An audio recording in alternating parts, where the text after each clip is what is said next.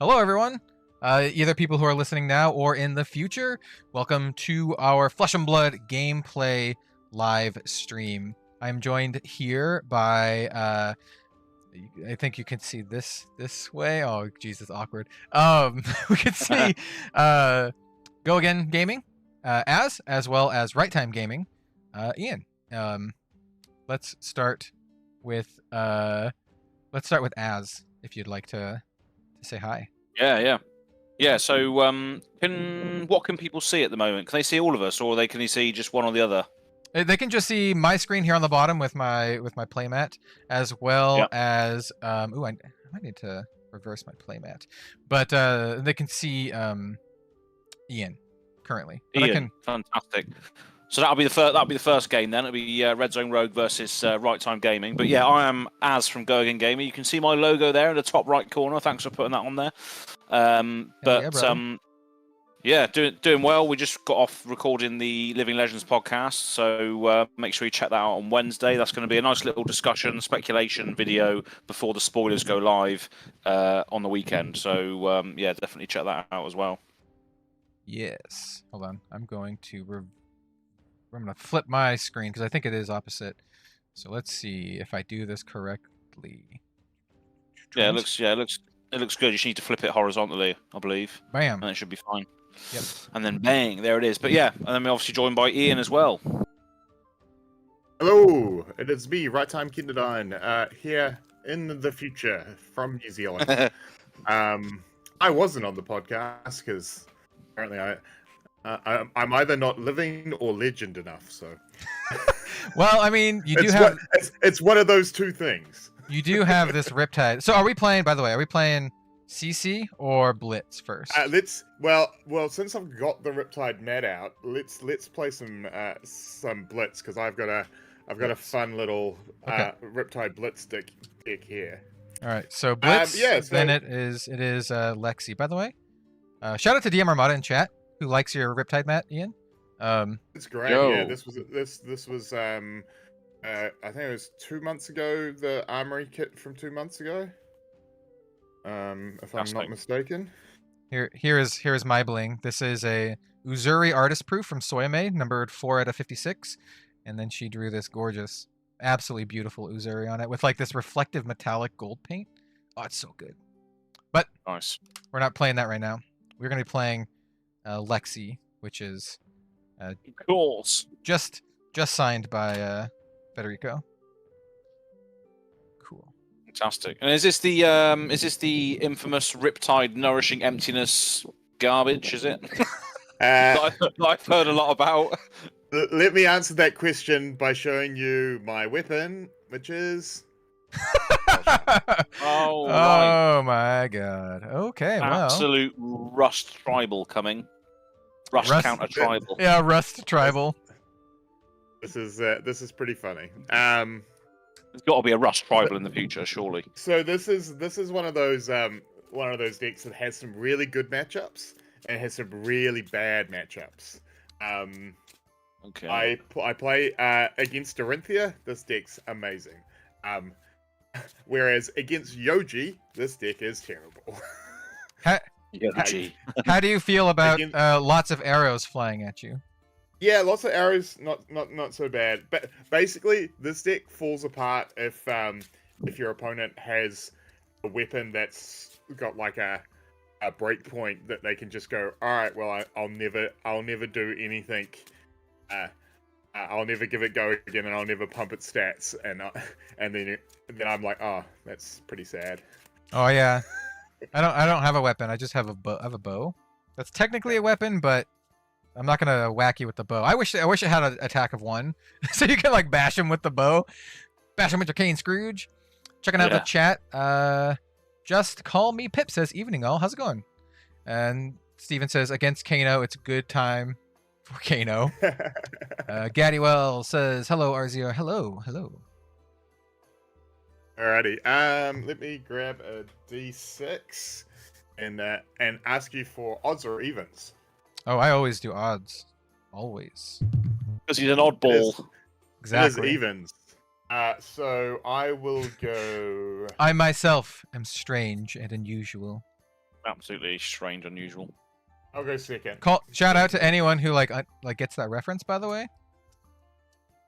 I didn't actually understand the reference. I just thought you were calling yourself strange and unusual, which I definitely agreed with. It's I mean, yeah, it's true. It's a quote from Beetlejuice. Beetlejuice. Ah, I see. Right. And I totally had a crush. I totally had a crush on Winona Ryder from Beetlejuice when I was a kid. So that tells you. God, yeah. That tells you a lot about me. Were you alive when Beetlejuice came out? No, I didn't younger exist. than us, right? No, I was just a thought in. I was just a thought at the time. So wait, Beetlejuice was 80. Was Beetlejuice 80? It was like 87 to 89, right? It's one of those in around that ballpark, right? Somewhere in that period, yeah. I mean, I was born in 87, so I actually first saw Beetlejuice on VHS when I was a kid. Oh yeah, lovely old job. Yeah, I'm old enough to have gone and seen Beetlejuice in the cinema. I'm old enough to have seen Lion King and Jurassic Park. I saw like Lion King and Jurassic Park in the theaters. Is that a Riptide with a Talishar? That's different. Can't wait to see how it fares. That is Riptide with the Talishar. Yep. Hey. Yep. That's what you come here for. You come to the Red Zone Rogue, not for the top tier meta decks, but some fun, janky stuff. That's what you're here for. It's just fun times. Fun times. Mm-hmm. I'll give you a cut, and good luck. I'll give you a cut as well. And I'm gonna crack open a cold one here. It's not an alcoholic beverage. I just got this Liquid Death. This is the Severed Lime. This has been my drink of choice recently. I've been buying Liquid Death by the case. It's pretty good. Yeah, it's definitely better than what I'm drinking, which is just Dr. Pepper. That's not Dr. Pepper's not bad. Diabetes in a can, but there we go. Yeah, I try to health-wise. I actually try to limit the sugar intake. So I try not to drink a lot of sugary stuff, even though I end up. My Achilles heel is I'm a big fan of Arnold Palmer's, so just like iced tea mixed with like lemonade or something like that, and it's always the lemonade part that gets me. I had the weirdest thing the other day. Talking about Arnold Palmer. Over here in New Zealand, we have a import shop that imports in American snacks and stuff called Martha's Backyard. And someone bought me a bag of Arnold Palmer gummies. What? So, yeah. So they're like fruit gummies, but also they're 50. Like the flavor is 50% fruit, 50% tea. It's like, oh, this is weird. Yeah. Pip says, I like liquid, or they can't do the sparkling Liquid Death. They like the still Liquid Death. They tried. Yeah, I mean, like the sparkling soda, the carbonated soda is hit and miss for people. I used to not really be into it. I didn't like the bitterness of the sparkling water, but I like the Liquid Death ones because I tried like LaCroix and that kind of stuff, and I didn't like LaCroix. The Liquid Death tea, by the way, the Liquid Death iced tea is like banger. So if you're into that kind of stuff, I recommend it. All right, so who's going first? You were going first. Mm-hmm. Okay, let's see. To attaque or not to attaque? That is the question. I am going to attaque. So let us start with a premeditate. And then I will pitch. I think I'm going to pitch this Enlightened Strike to activate Voltaire for the first time. I should have got my tokens and everything ready. Not quite ready. Activate Voltaire for the first time.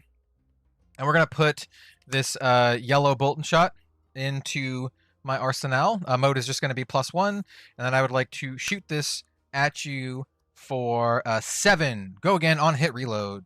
Gets +3 from Premeditate, +1 from Voltaire. Pew, pew. Pew, pew, pew, pew, pew. This is not a great opening hand for me. So, what I am going to do is some shenanigans straight off the bat. I'm gonna play this instant Memorial Ground from hand.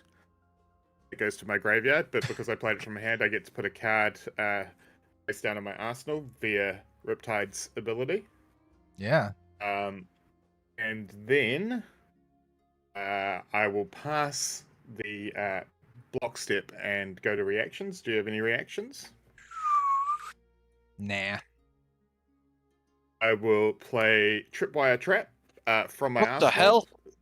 So, so you take 1 damage for a trap being triggered. Yeah. You've triggered And- me. You've triggered And me.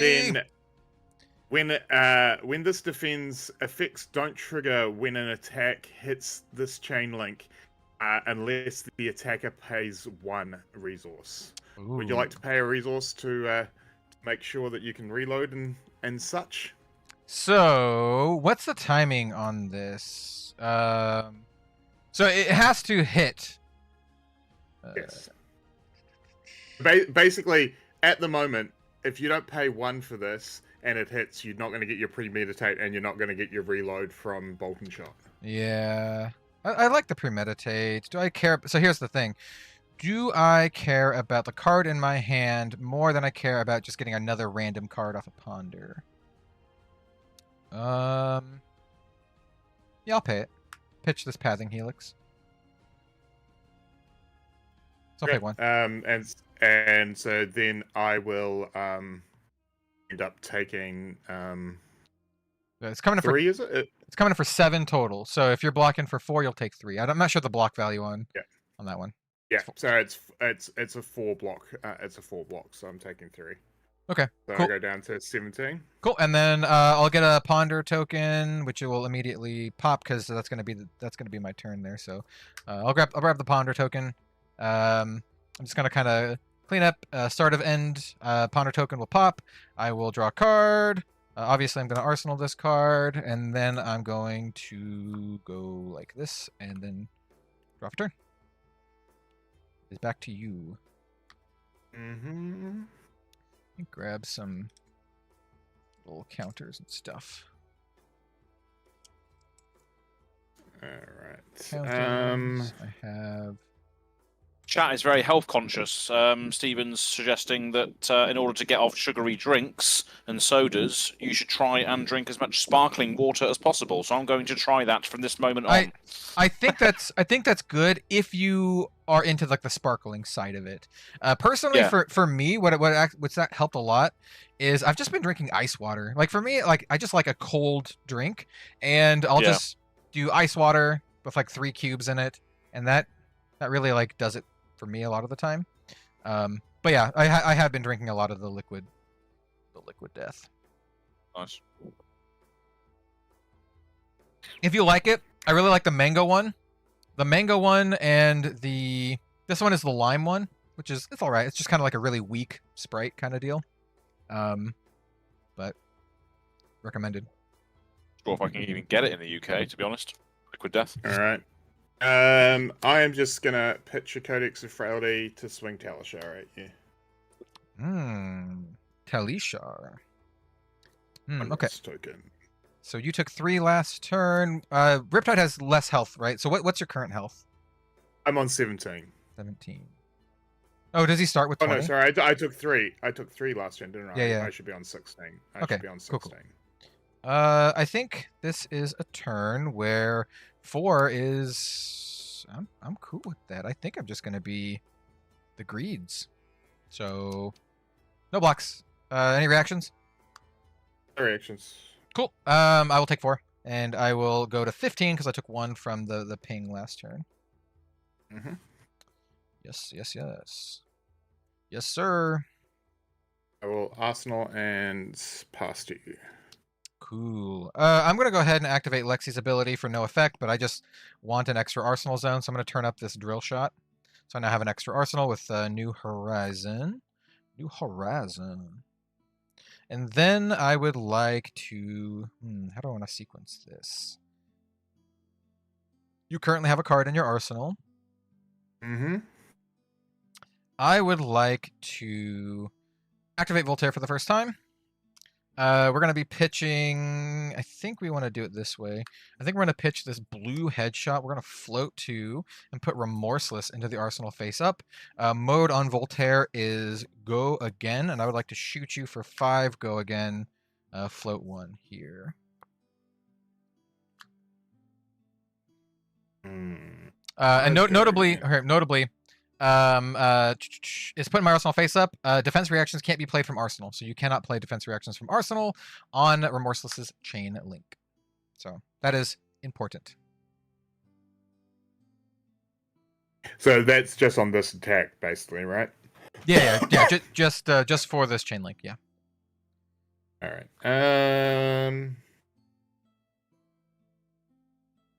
In that case, I will block with a 3 of a kind and pass to a reaction step. No reaction. I will then play Sink Below from hand, and I will use its ability. So blocking 6. Oh, we be blocking. Cool. Yep, that's fine. I am going to actively clear the chain, so I'm gonna go ahead and clear the combat chain. I'm going to follow that up with, I do believe, yes. You have 2 cards in hand currently, right? I do. Okay, I would like to.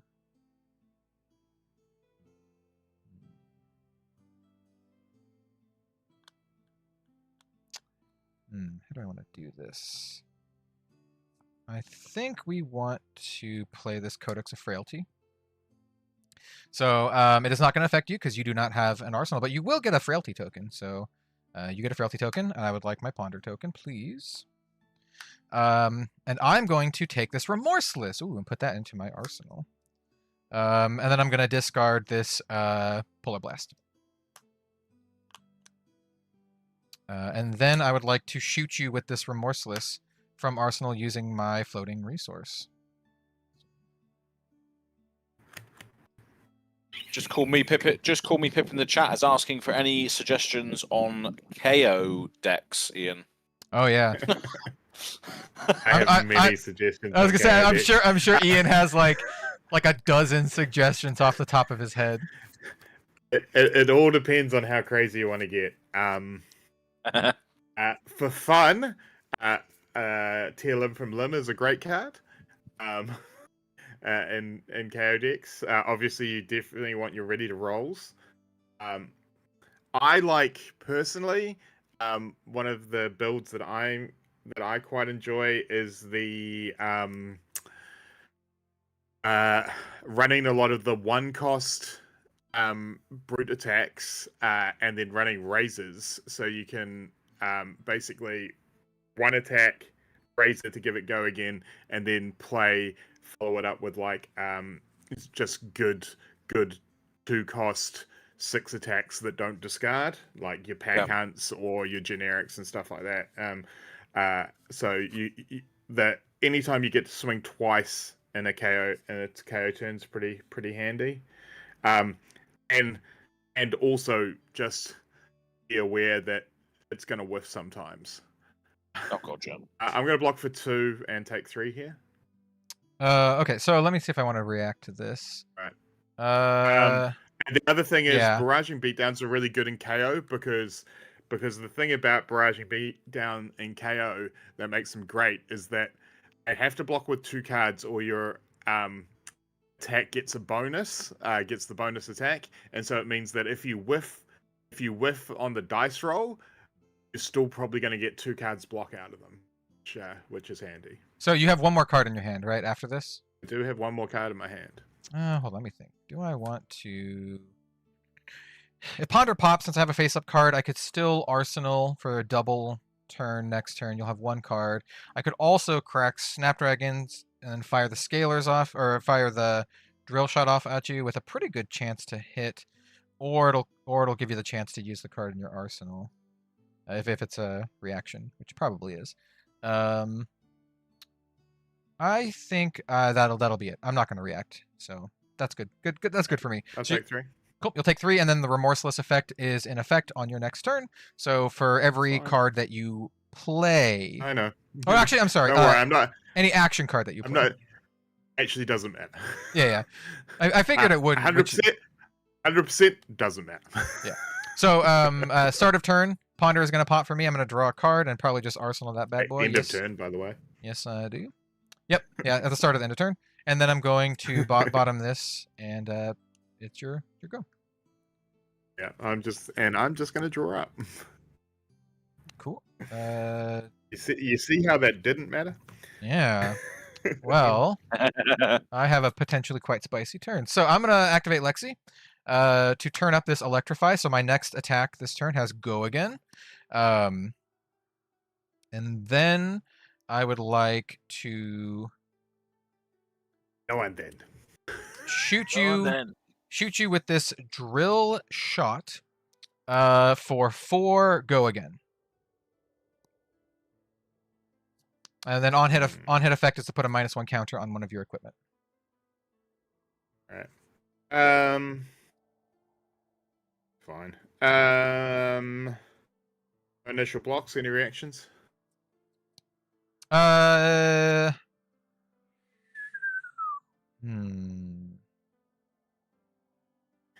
Rain Razors. This is the one thing that Darren, who I play with a lot, hates playing against this deck, because every time he attacks me, it's always like, no initial block, any reaction. He's like, I hate when you say that. Yeah, no, it's all all right. Well, let's tripwire trap that to start with.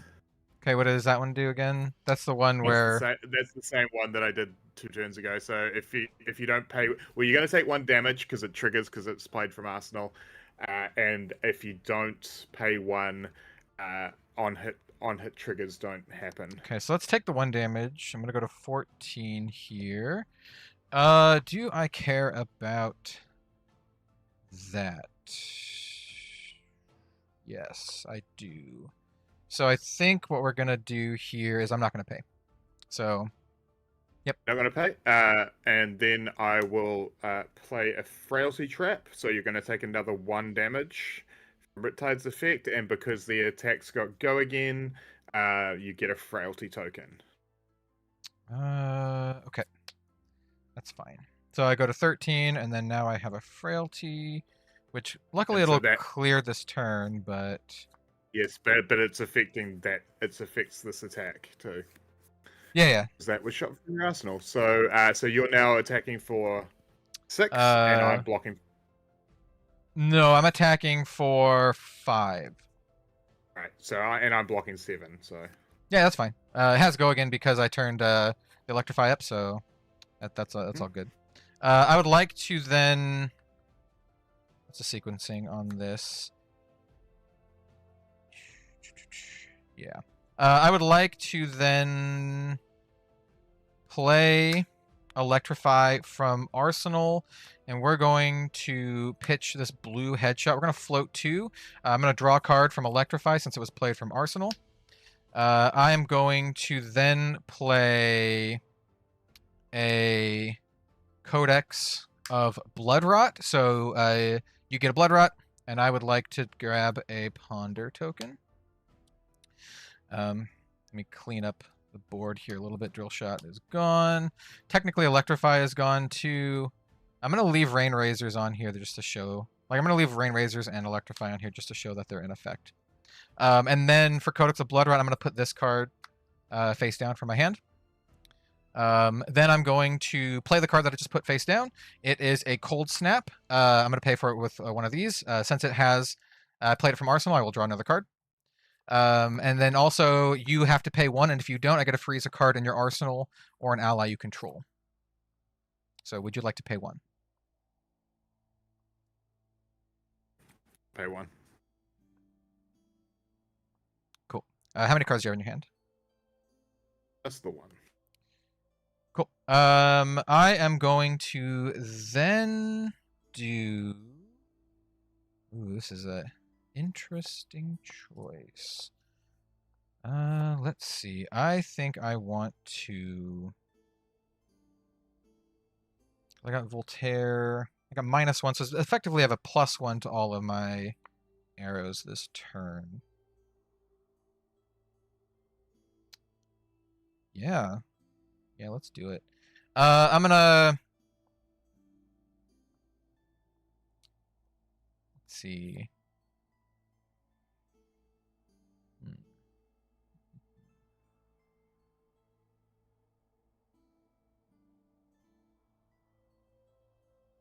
I'm gonna activate Voltaire using my floating resource. This is the first time I've actually activated Voltaire for this turn.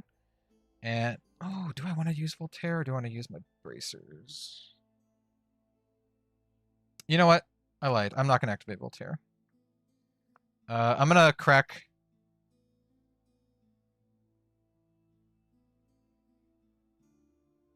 Yeah, I'm going to crack the bullseye bracers. I'm going to put this Bolton shot down. And then I will shoot the Bolton shot at you. It's like blue Bolton shot. So it's going to get effectively +2. One from the bullseye and then one from Rain Razor. So this is coming in for 4. Go again, on hit, reload, on hit, electrify as well. Oh, I love that you said all that because I'm gonna pass my initial block and say go to reactions. Yeah, that's fine. All right. So you know all that stuff that you said it got? It gets none of it. Buzzsaw Trap. There it is, baby. Can you read Buzzsaw Trap, please? Right, so you're going to take 1 because it's a trap. This is a legendary Riptide specialization. It says, when this defends an attack with attack greater than its base, the attack can't gain attack this turn. So basically it goes down to its base attack, and also then it'll be -1 from the frailty token. So all your bonuses don't happen. So it Right, loses so- to go again as well. Well, so I have a window Yeah. to... I can play instance before this is in effect. And let me think.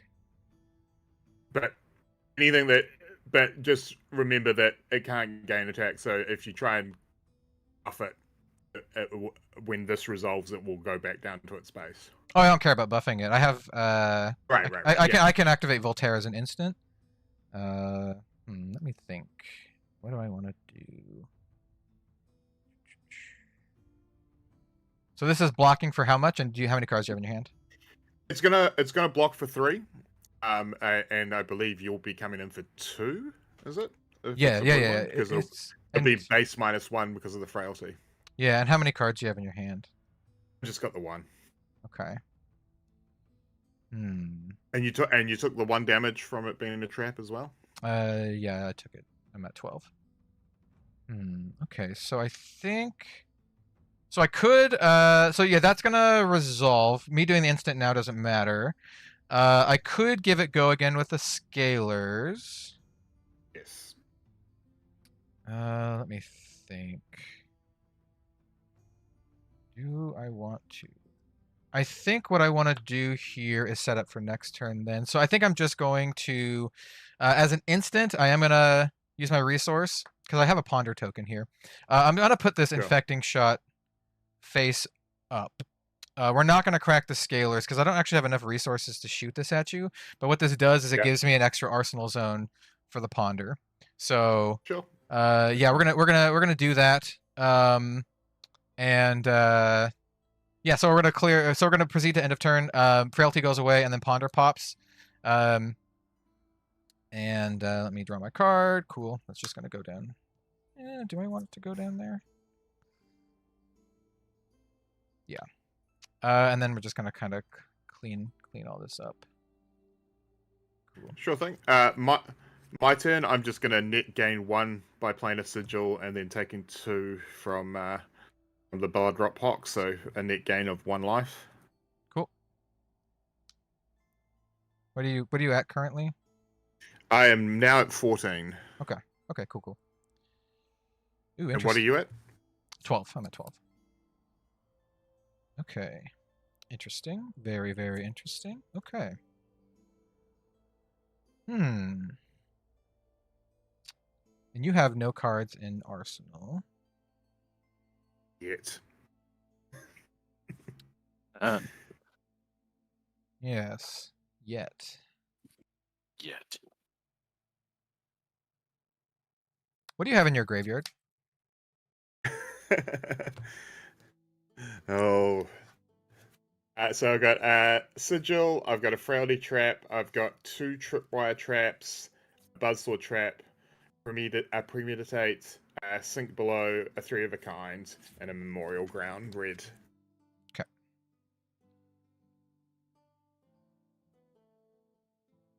All right. So I think.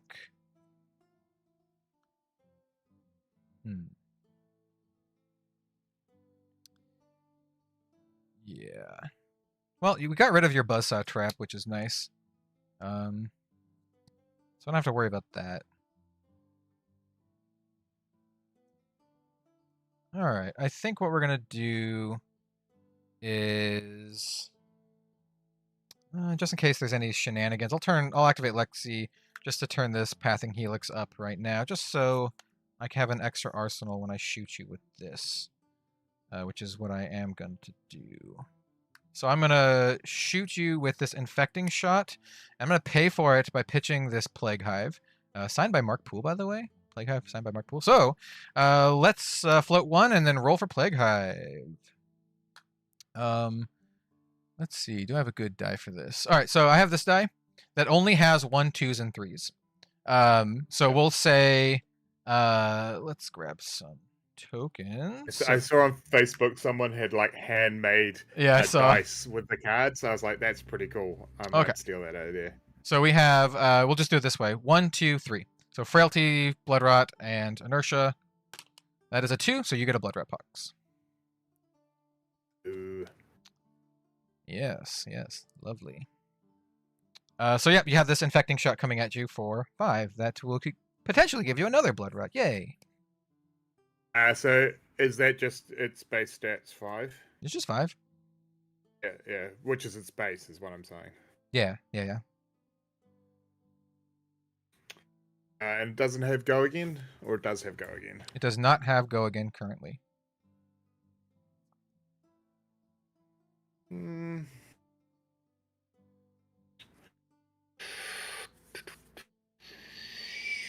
I'll block with Drone of Brutality. Cool. Gonna block for 2 with the drone. So your reactions. It's interesting. So if you have the trap that gets rid of, so here's my considerations here. It's actually not that bad for me. So if he has the trap, I think it's the the explosive one, the one that's blowing up the bridge. If you have that one that gets rid of collapsing trap is so if you have collapsing to get rid of my Go Again, that's not the worst for me. So you get rid of the Go Again, and then I just basically arsenal and start next turn with another 2 cards in the arsenal. That's not the worst. And it gets rid of the trap, so I can have a bigger turn on a 3 of a kind hand. So yeah, I'm gonna give it Go Again. So if you got it, slam it down, bro. I don't have that. What I do have is Tar Pit Trap, so you're going to take 1 damage from that, and if the attack has Go Again, its effects don't trigger. Okay, so basically, I'm not gonna take, if you pump it and hit me, I'm not gonna take the Blood Rot Pox. Yeah. Ooh. Yeah, that's fine. I'm not gonna react to that. So you're gonna block for a total of 5? Of 5. Cool. Yep, that's fine. With the Go Again, I would like to.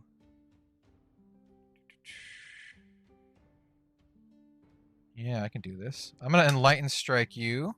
I'm gonna tuck this card, and the mode on E-Strike is gonna be Go Again. So another 5 Go Again.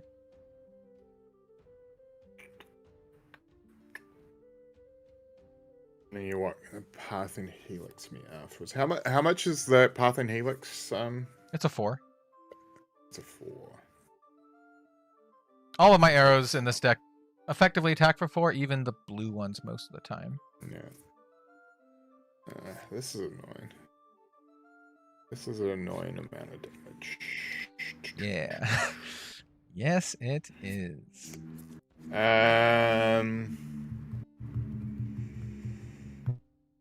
I'll take 5 here. Okay. With the go again from hand, I'm gonna play Codex of Frailty. So you could have a lovely Frailty token, and I'm gonna grab a Ponder. Oh, hang on. So you're doing that to... Ah, crap. I was about to say I can get my drone back, but I can't because it goes to the bottom of my deck. Yes, it does. And since I have an open arsenal slot, I'm gonna go grab this Remorseless. And since I have a floating resource, I'm gonna shoot you with Remorseless instead of Pathing Helix. And so you failed to find, right? You don't have any card. You don't have a. Yeah, I don't, Okay. I don't have anything.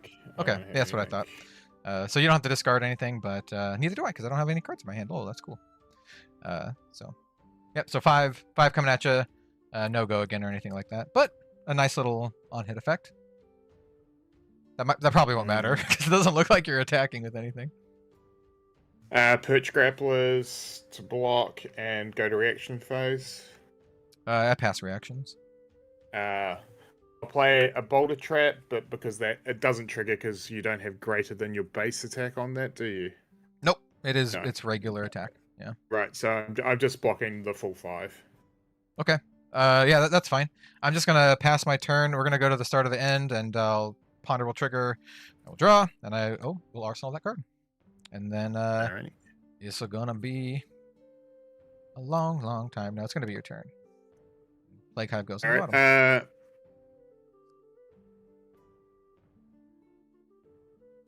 Attack me. I dare you. Don't think I can. Ooh. Oh my god. Okay. What the hell is this hand? I'm just gonna pay for Blood Rot Pox, and Okay. it's back to you. Okay. Okay. What the hell am I doing with this hand?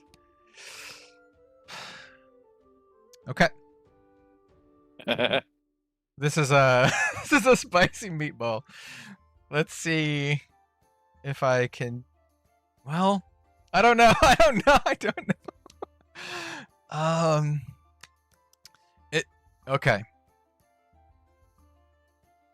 So it's missing one crucial piece, which is the annoying part. And the problem is I can't clear this.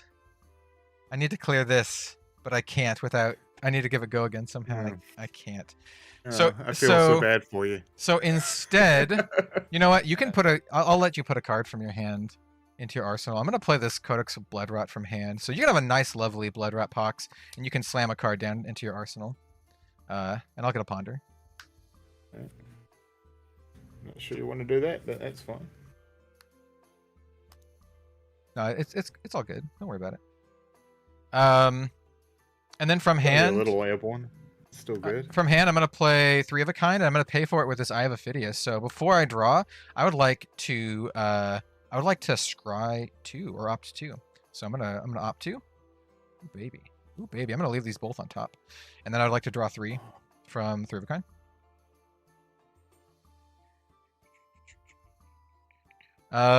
From Arsenal, I would like to play 3 of a kind. Draw 3 more cards.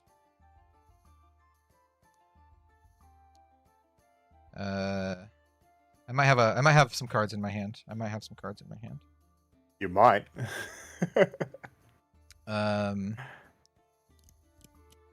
Yes. Is that both your 3 of a kinds? Yes, it is. On this turn. Oh, bro. Bruh. I feel like Az, you need to check the timestamp on this because we may need to clip this turn. Oh, so you're telling me you have a collapsing trap in your hand is what you're No, saying. no, I think I'm gonna get done. Oh. So I mean, if you have collapsing trap, it's real bad. If it's not, then it's real good for me. So let's start off by using my floating Ophidia resource to activate Voltaire for the first time. We are going to put Bolt and Shot red, and I'd like to fire this at you for 5 go again on hit reload. Reload won't affect because I already have a card in my arsenal. But 5 go again. Pretty good. No initial block. Any reactions? Nah. Yeah, I do have collapsing trap. Yeah. Take 1 Holy damage and discard your hand and then draw that many -1. I mean, that's fine because I have 6 cards in my hand. Yeah. But it doesn't get rid of I bet the they're it pretty doesn't get fair. rid of the go again, does it? It still has go again. No. But I've still got other stuff to do. That's nice. So in response to that, I would like to pitch Electrify floating 2 to activate Voltaire for the 2nd time to put another Bolton shot face up. Mode is going to be +1, and then I would like to proceed to your card effect to discard 4 and draw 3. Yep. So I'm going to discard these 4 and then draw 3. Sure. And so Cool. Currently, what's this attack for? This is Coming in for 5. 5. And that's its base? No, its base is 4, right? Base is 4. Yeah, it's getting +1 from Voltaire. Cool. All right. Well, let's give it a Frowdy, and you've taken 1 damage from each of these traps, right? I took 1 from that. I'll take another from this one, yeah? Yeah. So what is this So trap? So this gives you a Frowdy token. So it means you're not going to get go again. Hmm. Oh, that's so spicy against rangers, isn't it? That frailty trap. Yep. Wow. Yeah. So yeah, let me see. Cool. So I'll get the frailty. Let's see what I can do here. The problem is 3 of a kind. I just can't play cards from hand. Yeah, that's exactly the problem. That's why I say, that's why I say clip this turn. Well, the second you said that, I knew you had collapsing trap in your hand. Yeah, I know. I know. It's like not subtle. Wouldn't have said that in a tournament. Yeah, I mean, like the problem is like, first of all, I don't want this game. It probably will. I don't want this game to take like an hour and a half, and I'm not gonna like sandbag it, just for the off chance, because you have to play it at some point anyway. Yeah.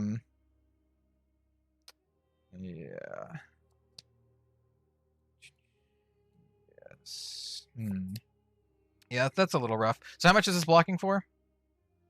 This is currently blocking for 6. Okay. Yeah, there's not much I can do about this. So yeah. Okay.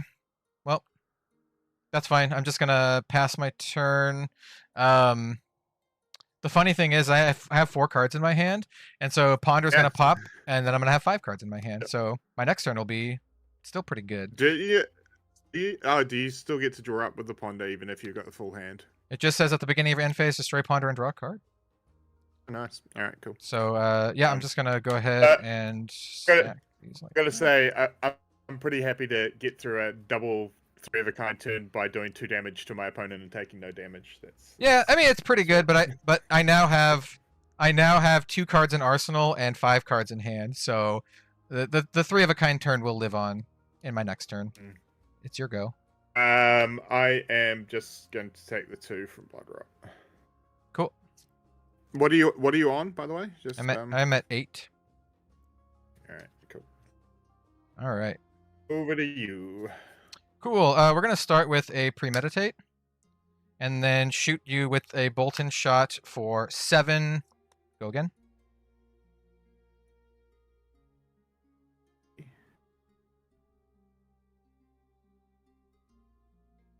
So you've played Collapsing Trap, you played Buzzsaw Trap.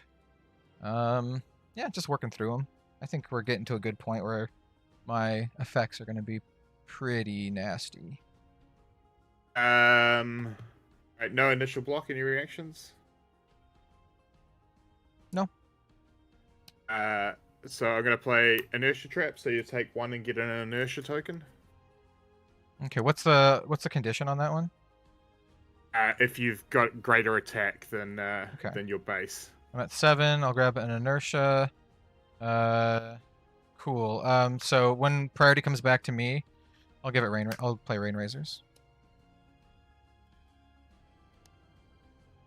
Rain Razors is an instant, right? It's not a reaction, correct? Correct.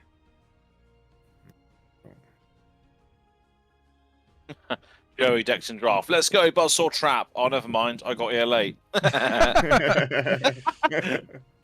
Make sure you click the live button, Joey. Yeah, right. We're gonna hit you with a Pitfall Trap. So you're gonna take 1 damage from Riptide, and if you don't pay 1 resource, you'll take an additional 2 damage. Cool. Cards in hand. You have 2 cards. 3 cards. Okay, so you played one of those from Arsenal. Pitfall Trap was from Arsenal. Yeah. What's your life at? My life is at 7.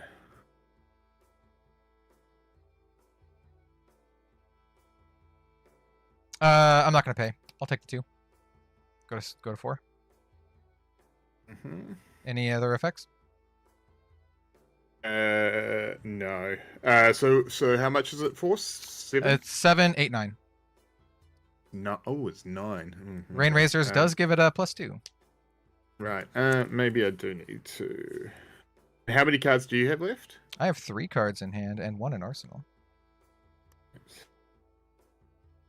I don't think you're gonna play any reactions in this deck. I will just play Bloodrot Trap. Doesn't trigger because you haven't played reactions. Cool. This turn, it just additional 3, so it's blocking 9. Okay, that's fine. So you're gonna block 9. You have Yep. 2 cards in hand now. Cards in hand. Yeah. Sounds good. So the on hit on Bolt and Shot and Premeditate aren't going to trigger, but luckily Premeditate just kind of sits around. I would like to then, let's see, what's my line of play here? I'm going to activate Voltaire for the... Also, sorry, just with Riptide's ability, when I played that, I'm just going to put that into my arsenal. Cool. Yep, that's fine. So I'm going to activate Voltaire for the first time this turn. I think we're going to... Yeah, I think we're going to pay for it with this blue infecting shot. We're going to float 2. I'm going to put another Bolton shot down here. Mode's a +1, and I would like to shoot you with the Bolton shot. This one is coming in for 4, 5, 6. So 1 from Voltaire, 2 from Rain Razors. So 6 go again.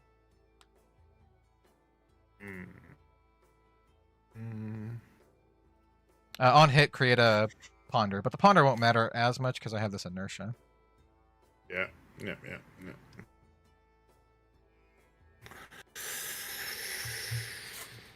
No initial block. Any reactions? Nope. I will play Take Cover. Okay. And I'll reload into the arsenal. And that's blocking for 4, so I'll take 2. It's coming in for 3, 4, 5, 6. So yeah, you'll take 2. So it's take 2, yeah. Cool. Then I'm going to use Voltaire for the second time, using one of the floating resources. We're going to put in this drill shot. Mode is going to be go again. Shoot you for 4 go again. I mean, I'm sorry, 6 go again. It gets +2 from Rain Razors.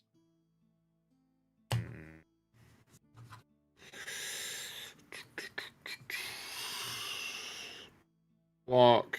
Any reactions? Nope. No, sir.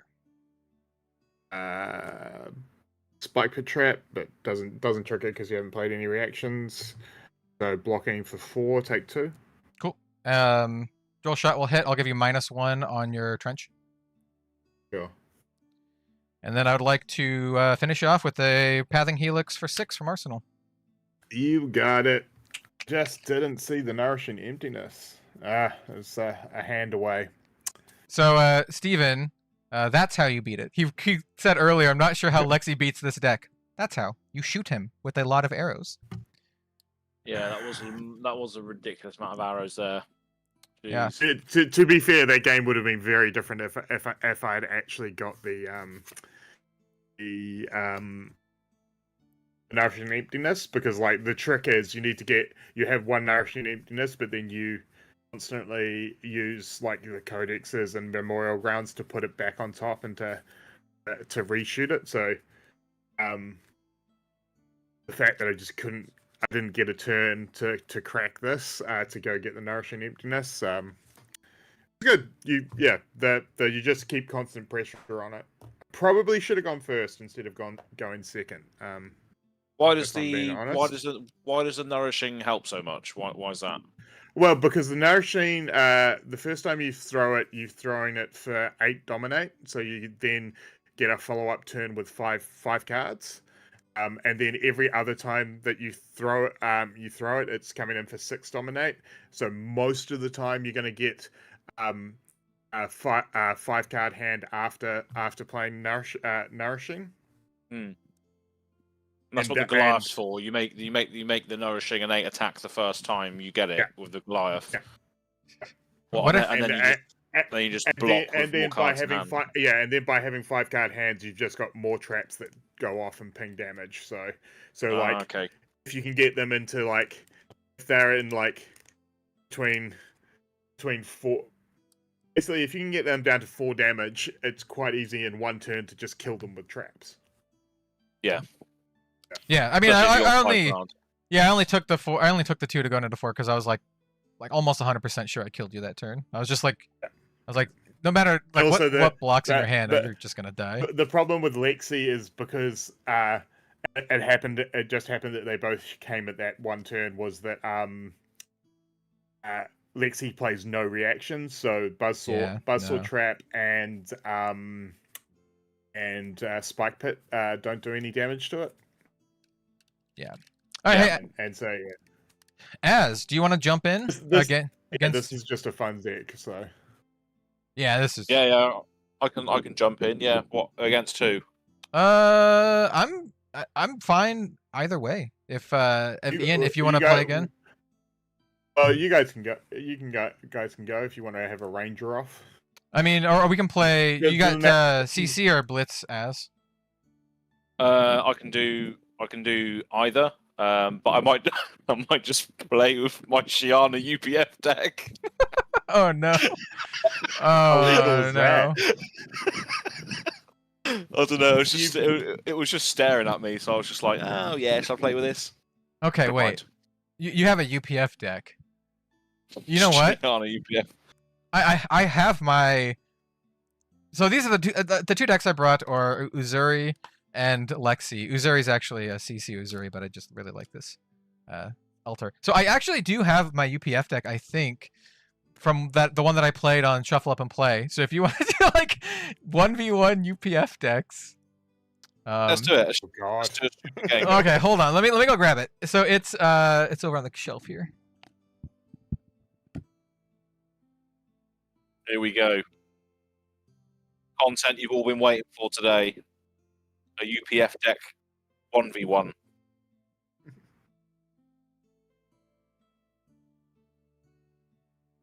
Lovely old job.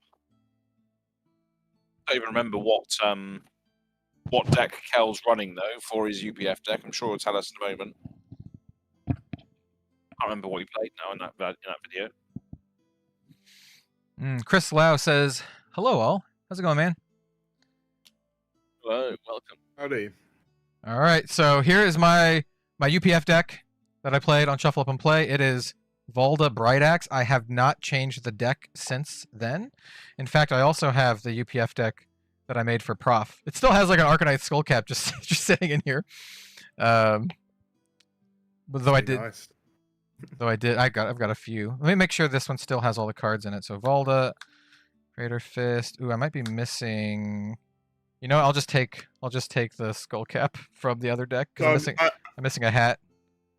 I'm sure you guys talked about this on the podcast that's coming out later in the week, but Az, how do you feel about being shown the light for preview season? Oh yeah, I've been indoctrinated by the light of soul. So all the shadow will fall before the might of soul. Oh, so the real question is, in your video for your spoiler, are you gonna do a shoey with a soul bear? Soul bear. I probably will. Yeah, I probably will. It depends on when we get the card. Well, I say we because normally I obviously do a thing with Jim, but if it's not Azalea focused, I'm not sure whether we will or not. So yeah, I might just do a show you with a soul beer. Absolutely. Yeah. We'll see. They're 940. Cool. Just wanted to make sure I didn't cut any cards because I might have taken out. I might have run like an Ave Ste or something or taken it out. So we're good. People from chat. I guess I feel about this how late that they've announced who's getting spoilers. I'm guessing we're not going to get physical cards in time to do our spoilers. Like it's all going to be digital because trying to send anything from New Zealand in short turnaround is pretty impossible. So we have a couple of people in chat. Adventure Coast says, "What's good, yo? What's up?" And then we have Chris saying they've got a battle hardened in Kuala Lumpur. Yeah, we talked about it on the Living Legends. That's rad, dude. Shame they're so far from you guys. Yeah, I still would love to go someday. I mean, that's one of the things. It's something that James talks about. He's like, "I'll play the game, see the world," but dude, it's so expensive. It's so expensive to travel, man. It is. Yeah. I would love to. If money wasn't an issue, I would be like, dude, I'm there. But unfortunately, it's quite expensive. Yeah. It's the reason why I've had to pull out from going to Worlds this year. It's just can't afford it. It's like not knowing where it is has just sort of meant I'm like I'm definitely in that point of it's probably too close to the event to get I'm going to be priced out of travel and accommodation and stuff. So yeah, it's just one of those things, and it's just they have left it very late, unfortunately. Yeah, Chris says, "Come on down if you can, Kel. We would host you for sure and take you around." I would love to. We'll keep in touch about it. That'd be sweet. If that's one thing. Like if Az can make it to Battle Hardened Portland, I was like, "Yo, man, if you can do it, I've already talked to my partner. You can stay with me, man, and it'll be sweet. Going to Portland, maybe go to Mox." Maybe try to convince the professor to not be busy for an evening, and maybe go out to dinner or something. Just say to him that we're going to come round and play Commander and stuff, and then just bring Flesh and Blood decks instead. I mean, we could also just play Commanders as well. Or that, whatever, there is going to be another game, Gaddy Wells. I'm going to be playing Shiana. You might have to change the camera to my camera. You're good, man. You're good. Oh, you have. Yeah, so I haven't got a Talishar token, so I'm just going to be using this piece of paper which says Talishar on it. Okay. All right, man. Let's say if you swap over your Talishar and your Shiana, because you've got massive glare on the Shiana at the moment. So I will say that. There you go. Oh, beautiful. I will say this. You're totally gonna kill me with like the stupid Kano specialization. Like you're totally just gonna nuke me because I'm not changing my loadout for this, so I could possibly have AB3 with my skull cap, but other than that, I have no arcane barriers. So, well, I've got bloody good deeds cards in there as well. So it's just going to be an utter dude. utter hilarity game. Oh yeah, I haven't added good deeds since I haven't added good deeds to this because I made this deck before that, so I probably would have added good deeds. But you ready to start, man? You want to roll to see who goes first? Yeah, let's roll. Sweet. Roll. Let me see if I can grab some die. So, Cal, Portland's teams, right? Yeah, it's Team Blitz, which is red. Hey, Az, do you want to just evens odds? Because I don't have a die. Oh, wait. What? I do have that die. What die is that? It's just the armor one from Anorak's Gizmos. Is it a 1-3 one? It's 1-6. This one. Let's see if I have a 1-6. Because I do have an armor one that is a 1-3. Oh, I have a 1-6. Okay, we'll do Anorak's Gizmo. Roll off. Go Anorak Gizmos. Yeah, I got a 4. Same. Roll again. Okay, reroll. 4. 3. Okay, cool. I will. Yeah. I'll go first. Sure, why not? All right, let's go. The glare on the Shiana is the true webcam experience. We'll make it. We'll make it work. We'll make it work. It is. And so for the games today, we're gonna play a couple different games. We might even end up playing some CC. We're just gonna kind of hang out, just play some Flesh and Blood, and look at how bad my hand is.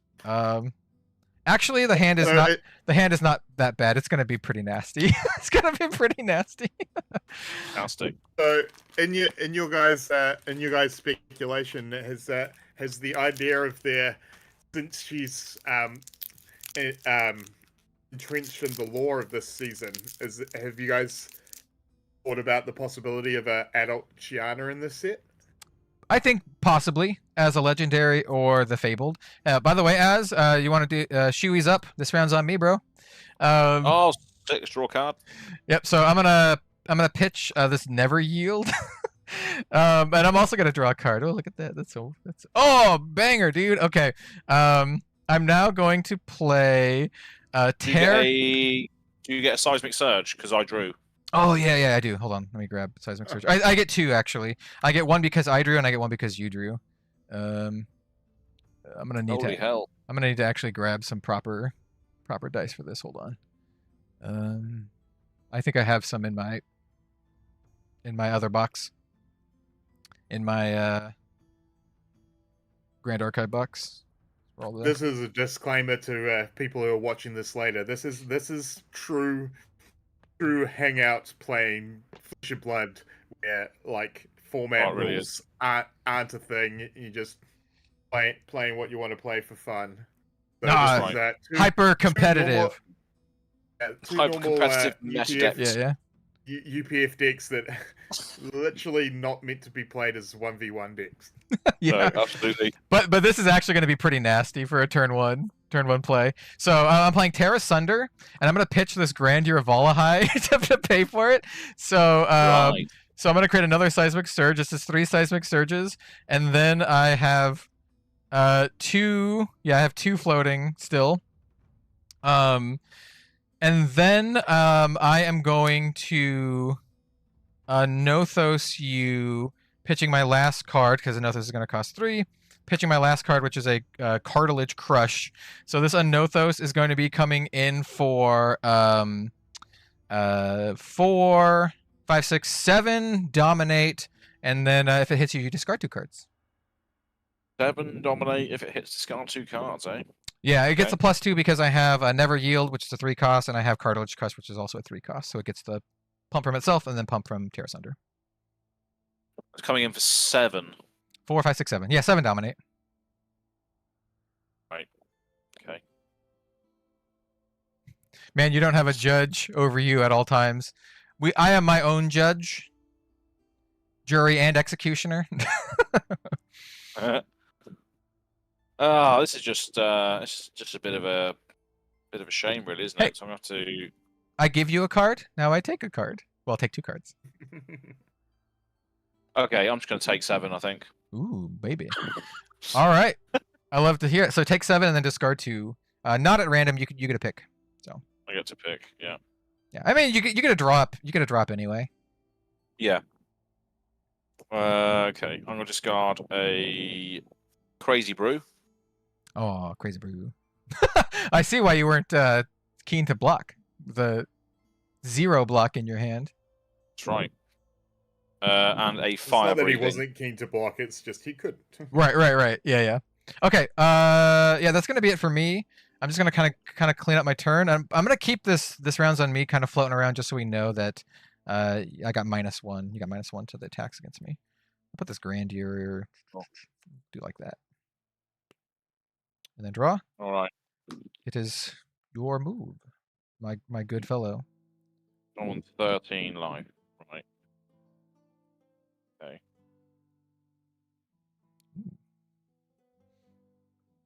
Oh, I don't have any dice on it, but it should be fine. Why are there no 13 life. callings in New York City? Dude, there's no callings. This Battle Hardened in Portland is like the first and only event on the West Coast for this entire year. It's actually insane. There's none in Seattle. There's none in there's one in LA. I think there's a Battle Hardened coming up I was about to say there's LA. literally one happening, isn't it? But this weekend in LA. But like in the Pacific Northwest, like there's like none except for the Battle Hardened in Portland. And I know Travis has been working his ass off, dude, to get that one Battle Hardened. Like he's been trying to do that for a long time.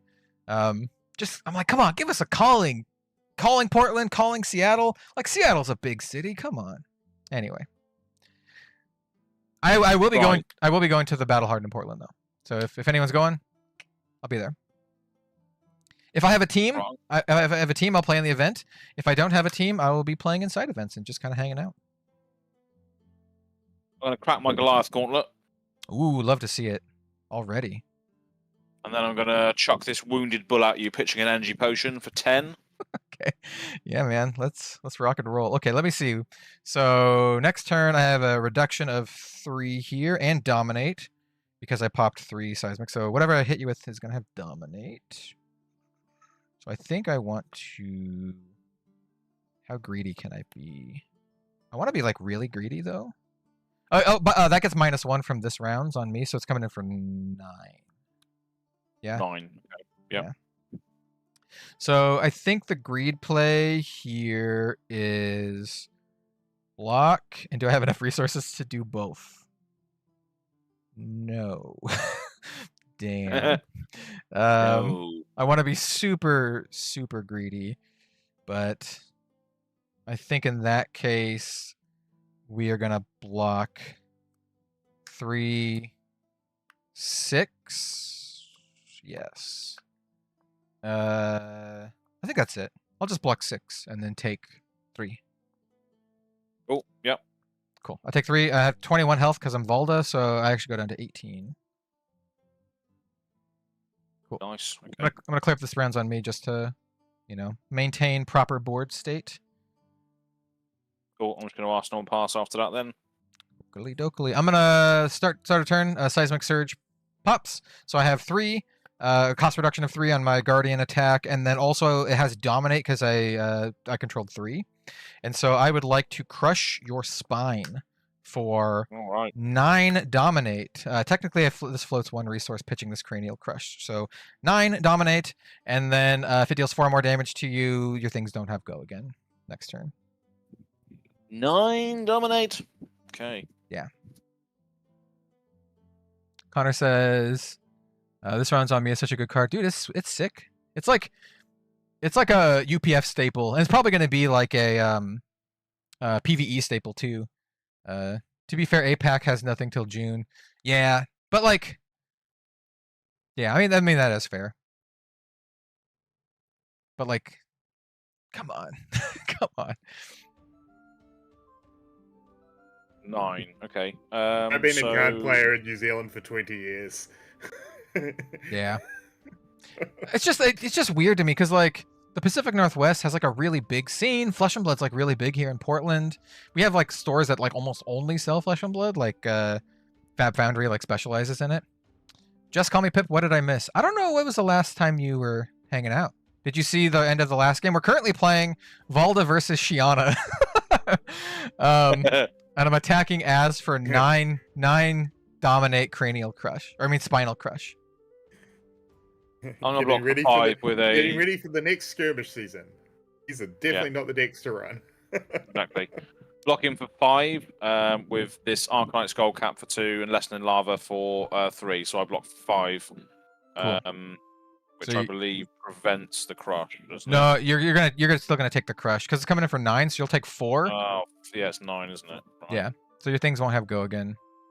All right, I'll block. Oh no, I can't. Can I? Sod it. Tunic's going under the bus. Throw it in under the bus. All right.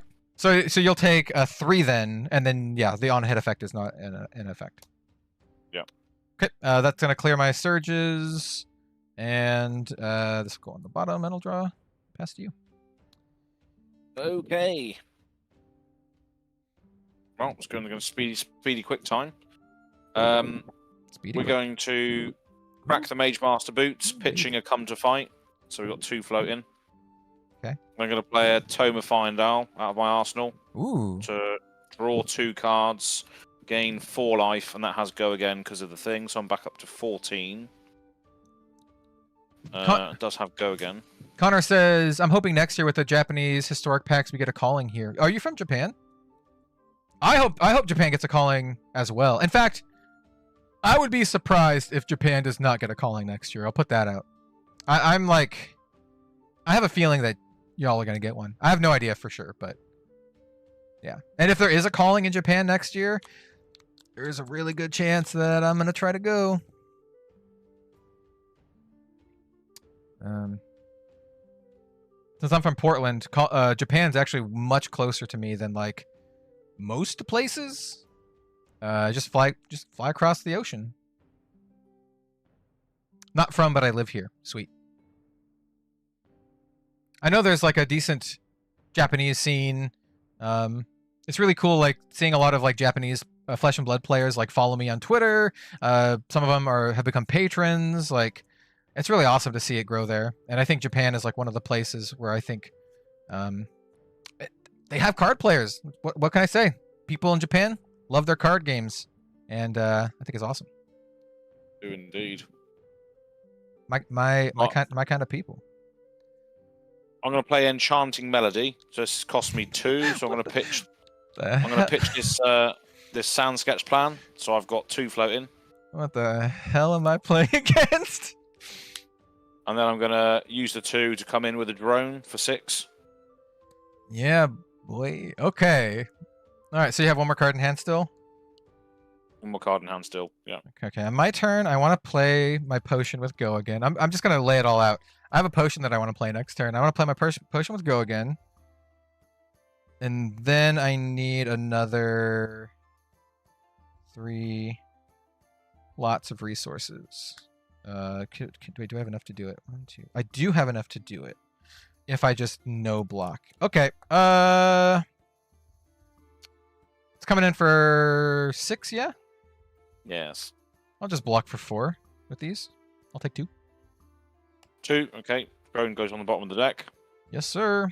All right, so take that. Go to 16. These each have a durability counter. Cool.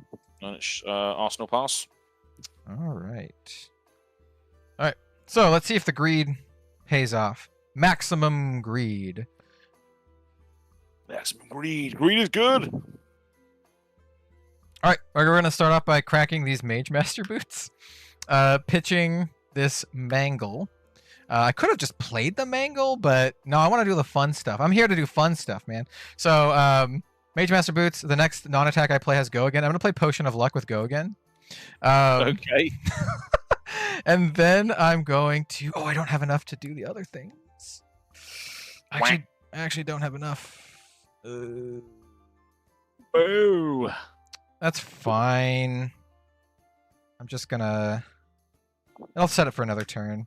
I'm just going to Anothos you for 6, pitching Cranial Crush. So I have 3 or more in my pitch zone. So this is just coming in for 6. Bummer. 6, okay. I'm just going to say no blocks because the Enchanting Melody will soak up 4 of that damage. Okay. So I'll take 2 from that. Yep. Cool. I'm just going to arsenal my last card and then pass. What's super cool about Potion of Luck is because Potion of Luck says destroy it, shuffle my hand and arsenal into my deck, and then draw that many cards. And then what's super cool about Earthlore Bounty, it says when you draw a card from the effect of an action card, and yes, it does count. Potion of Luck is an action card. It is in the comprehensive rules. Create a Seismic Surge for each card drawn this way. So I would create 5 Seismic Surges. Ooh, baby. Okay. Right. We are going to play another Enchanting Melody. Okay, yeah. This feels like my old Viserai deck. Pitching 2 reds to play for that. And then I'm just going to come in with a Snatch for 4 afterwards. You do love your snatches. I will activate Potion of Luck. So I'm going to activate Potion of Luck. It's an instant. This is before I declare blocks. I'm going to shuffle my hand and my arsenal into my deck and then draw that many cards. So this is going to be 5 cards. So we'll just shuffle that in. And I'm going to draw 5 cards. Okay. And while I do that, we can read some comments. Ocean's Force says Shiana Gaming. Yes. Shiana Gaming, 100%. Shiana's pretty cool. And then Connor says, I'm hoping for a reprint or new Shiana Dust Till Dawn. Yeah, we talked about this a little earlier. I think it would be cool. And And then Pip says, I'm loving that Christmas mat. Yeah, dude. I remember I bought Shiana's for like $30, I think it was, when it was like at the all-time low. I think Mr. Patel, Hammurabi, you know, he was selling them, and I'm just like, yeah, I'll buy one, sure. $30. Yeah. It's cheap. I have no idea how much they are now, but I assume they've gone up a little bit. You know what would be a really cool concept is if they released Shiana, but the artwork was just different heroes. Oh, yeah. Shiana. So that generates me 5 Seismic Surges. Okay, and then you're coming in for 4, you say? Yep. So let's see. I want to gonna be mega greedy. Gonna lay the slam down. Okay. We'll block for 3 with the Quake, and you can have a card. No, you can't. I'll block with this Skull Cap for 1, too. No card. It only blocks for 1. Yeah, but it's gonna block for a total of 4 here. Nice. And then that's it. My goes over. Okay. Cool. Let me put a little counter on here. All right, so start a turn. Seismic Surge pops. Next Guardian attack action reduced by 5. I am going to play Terra Sunder, pitching a Grandeur of Valahai. That's going to create another Seismic Surge. Also, my next Guardian attack has Dominate because of Valda. And then I would like to, since it has a good old reduction of 5, I would like to play Righteous Cleansing. That only costs 2, pitching a Righteous Cleansing. Let's attack with the foil one. So this is going to be 11 Dominate. If it hits you, you discard 2 cards. And then also the Crush effect of, if you're alive, then we'll deal with that when the time comes. Cool. If you survive, please come again. Yeah. So how much is it for? 11? 11 Dominate, yes, because Terra Sunder gives it +1. Righteous Cleansing is a 10 attack. And then also if it hits you, you have to discard 2 cards, and then also there's the Crush effect of like, I got to look at the top 5 cards of your deck and then do some banishing and stuff. Right. So I will block with the Skull Cap. 4 of the damage is soaked up from Enchanted Melody, and then I will block with a Showtime. So I'm blocking for 8 on that. Hell yeah, brother. So that'll block for 8. So you'll still take 3. Yeah. So Crush effect doesn't happen, but Terra Sunder effect happens. You have to discard 2. Discard 2. Yeah. Okay. Yeah, and then that's gonna be that. I'm just gonna clean up my turn and pass to you. What are you at, by the way? 9. Okay. Drop, and it's your turn. Discard 2. And what a crazy turn. Valda's fun. Dude, Valda's legit. Swing Talishar 4/4. That's it. The good old Talisher. Okay. I want to be greedy again. Let me look at my hand and see how greedy I can be. This is just maximum greed, like actually just maximum. So to play this, I need... There's no way in hell I have enough resources to do that. Even with the Seismic Surge. So...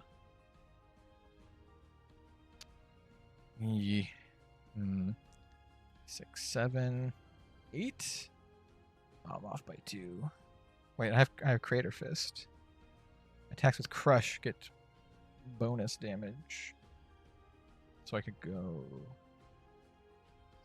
3, 3, and then that's pretty good. It's a spicy meatball. That costs 3 and that costs 3. Blocked with Pulverize for 3. Cool. I will take 1. Go to 15. So this gets a rust counter, so I'm just going to tear off a bit of the paper. There we go. Oh, I love it, man. This is wild. Okay. Yeah, that's your go. All right. Okay. So Seismic Surge pops. We have a cost reduction of 1. I'm just gonna like Crater Fist it up, bro. So I'm gonna pitch this Cranial Crush. So my attacks with Crush gain +2 this turn. Go again, and then I would like to Mangle you, pitching this Never Yield. Mangles will only cost 3 because of the Seismic Surge, and so it's gonna get +2 from the Crater Fist. So this is 10. 10 damage. And then the crush effect is I destroy an equipment you control with a -1 counter on it. I'm coming for your. Coming for the. Well, Shiana's at the moment currently naked. There's no equipment left. Wait, what was your hat? Shouldn't you still have a hat?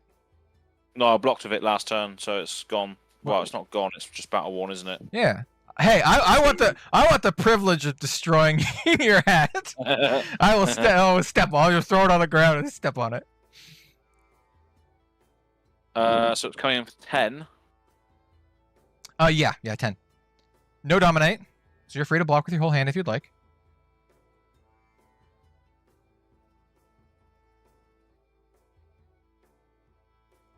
Too many cool heroes to choose from. Too little time.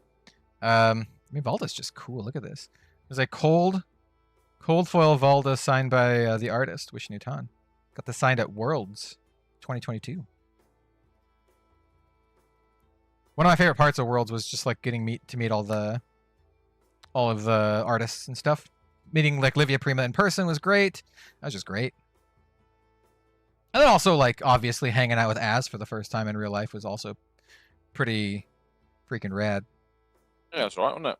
Pretty good fun. I'm blocking for 7 on this, so I'll take 3. Yep. Yeah, sounds good. Deny me the ability to destroy your hat. I see how it is. Yeah. All right, so the Crater Fists are gone. I'm going to order this like that. It might actually matter in this matchup. And there's your go. See.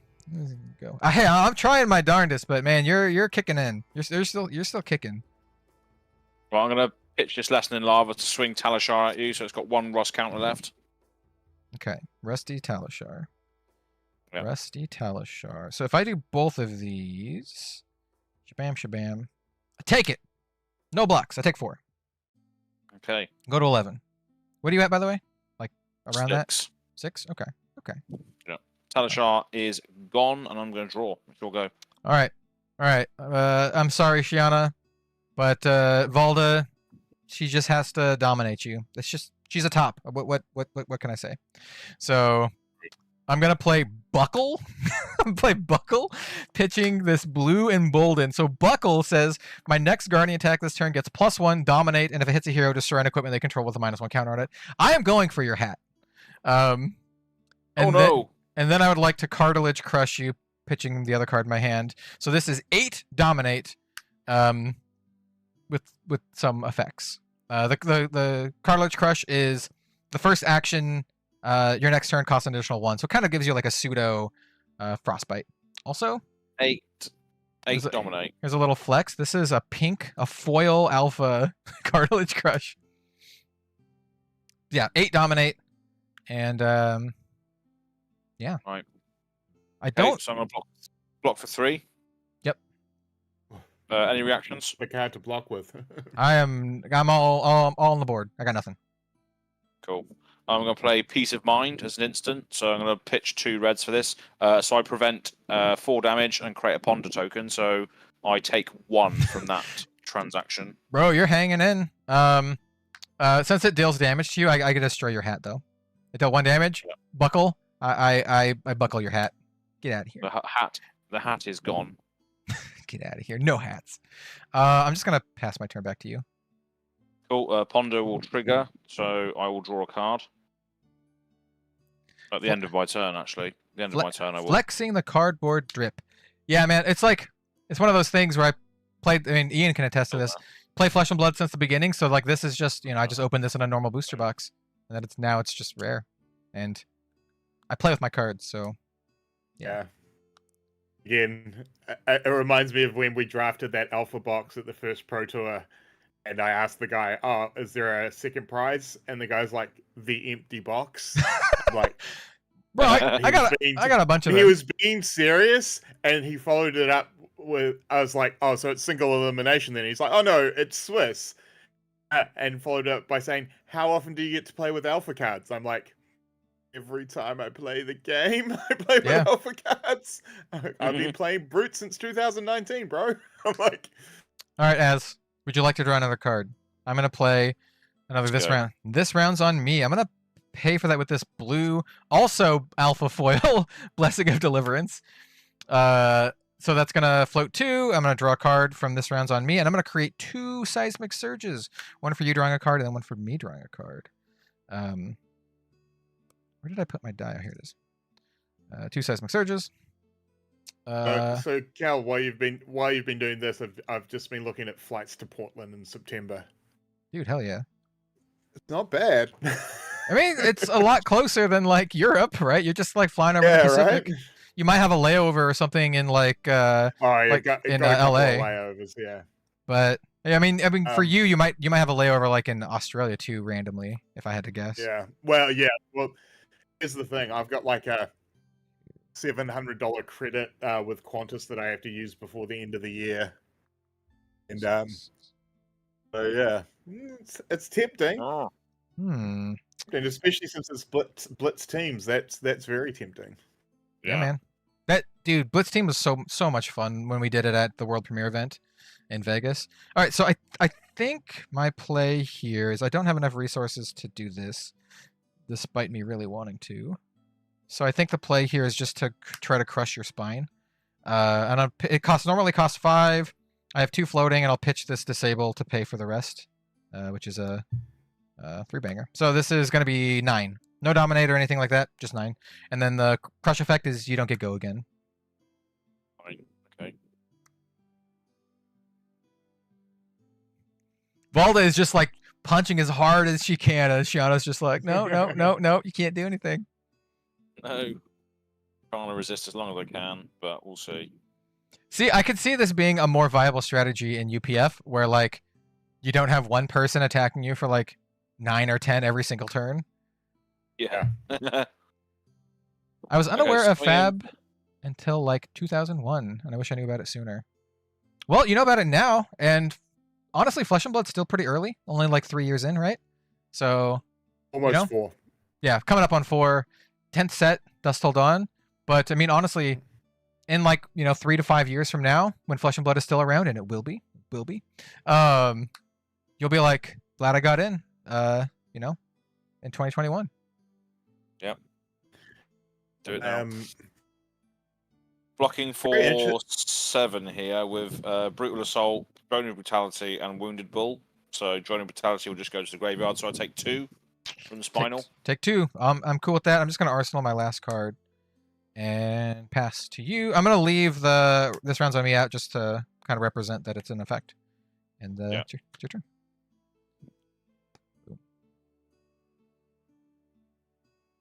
And I'm just going to play Cut Down to Size, pitching this Wounded Bull. So there's 1 floating, and it's coming in for 6. If it hits, you discard a card. If you have 4 or more cards in hand. Yeah.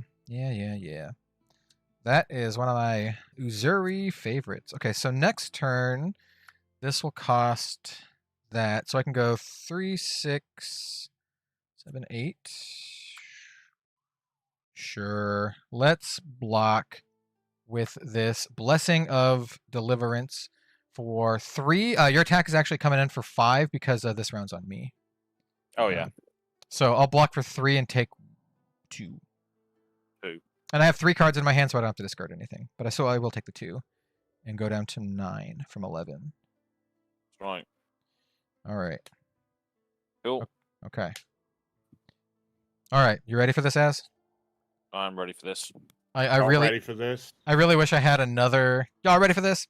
I wish I had another Seismic Surge, but alas, Seismic Surge will pop, and then I'm just gonna pulverize you from Arsenal, pitching 3, 6, 7, 8. So this is a 14. Once again, rough. I wish I had another Seismic Surge to give it dominate, but alas, I do not. So 14, and then if it hits you at all, your first attack during your next turn gets -4. So no Talishar if you had one, which you do not. Fantastic. Yeah, I can only block for 5 with a Good Deeds and a Tome, so I die. I got 2 potions in hand. So One punch! One punch! One punch! All right. Good game. Hey, thanks for everyone for sticking around for that weird game. We're gonna play some more Flesh and Blood, but I just wanted to thank everyone for sticking around for the absurdity. Absolutely. Hey, so since I just played 2 in a row, do you want to jump in against Ian so you guys can play? Yeah, man. Yeah, let's go for it. I'll yeah. play with Azalea this time. What do you want to do? What do you want to do? Do you want to play Blitz or do you want to play CC? What have you got? Oh, well, I've got both. So. Okay. Well, I might as well play my CC deck then, because this is Right. my Blitz deck is just a cut down version, which probably won't be very good. So Cool. I'll just go CC. All right, so for people watching, we have Ian is going to be on the bottom now, and then we have Az up top. And you can still see me on the webcam. Hello, I'm still here, Fantastic. and I can do some commentary. Doing some commentary. Even though I haven't done Flesh and Blood commentary for a while, I'm going to be doing some Grand Archive commentary. So still need to brush up on that. That'll be good. Doing the coverage for the Canadian regionals. The good old Canadian, eh? eh. What's that all about? What's all about, eh? A boot. So I don't know if I don't know if Bill would be offended or not with that, or if he's just gonna be like lean into it. As a Kano player, I agree. There's a lot of stuff to read. Basically, there's people wizard mains in the chat, fellow wizard main. I don't know if DM Ramada is still here, but he's also a wizard main. Well, I don't know if he's a wizard main. A wizard aficionado. Every time I've asked him, he's like I like them all. So he's never officially said it, but I think he's a very big fan. I'll just say that, very big fan of Kano in particular. Yeah. Kano's like fine. I do like that style of deck, but I like it more in other games. So like for example, Grand Archive. I'm a huge fan of the wizard or the mage class Rye in that. I think it's probably my second favorite after Water Assassin. Big fan of the fire Rye. Anyway, Emperor has been my favorite lately. I'm actually smoking the competition with them. Emperor's sweet. Planning to bring him down to Tokyo for pre-release weekend and sweep some armories. Yeah, dude. I think they're talking about bringing Kano down and sweeping people. Dude, if people aren't prepared for Kano can just steal games. That's right. Yeah. He's a little gross. He's a little gross. I just need to go run and grab something really quick, just in case. I'll be right back. Cool. All right, so in this matchup, we have Levia versus Azalea. Azalea coming in on the back of Outsiders with a significant power increase. Let's see if Levia has what it takes to stand up to go again as his legendary Azalea. Legendary. Hell yeah, brother. Hey, I gotta give you the proper intro, right? Absolutely, yeah. Yeah. Gotta swing big for your buddies. Absolutely. Now I did play this deck against I think Ian's running the same deck that Bill played against me on the Azalea Ringer stream series that I did do on my channel. And I did beat Bill 3 times in a row, so we will see what happens here. I think Ian's coming in with something to prove. He's like, you know what? I'm gonna take it to the ringer. I'm gonna try to come on in. Aaron says smash dong as. So smash that dong. Right, yeah. Smash that dong, my bro. Yeah, I'll be smashing much dong today. Yeah. I hope. All right. Dong, smash Cool. that dong. What was that thing One of people my used to favorite say? thing. Raise your dongers. Raise your dongers. I don't know. Major dongers. I'm sorry. Anyway, One of my favorite things in Fab this week was the emergence of the broken down car deck that I played at Auckland. yeah. Auckland. Oh right, Goarin. yeah. So I tweeted about that because Cool. I've never actually seen it, but I remember either learning from you or through the internet. I don't think we talked that often back then, but I made a video about it in January 2021. I think it was my first time I ever talked about Flesh and Blood PvE. And I talk about basically what everyone is talking about these days. I talked about the World of Warcraft raid decks. I even talked about some of the times that Magic did PvE with the Garrick Relentless thing that they did for M15. And then I talked about the beat up the car thing, but I had never actually seen it in person. Yeah. Yeah. So it's really cool to see. The problem being is that I have a copy of the car. I think Alan also has a copy of the car as well. The deck there was only one deck printed out, and it was given to because only 3 people bet it, and it was three boys from Wellington who all ninja players. Ironically, the person who currently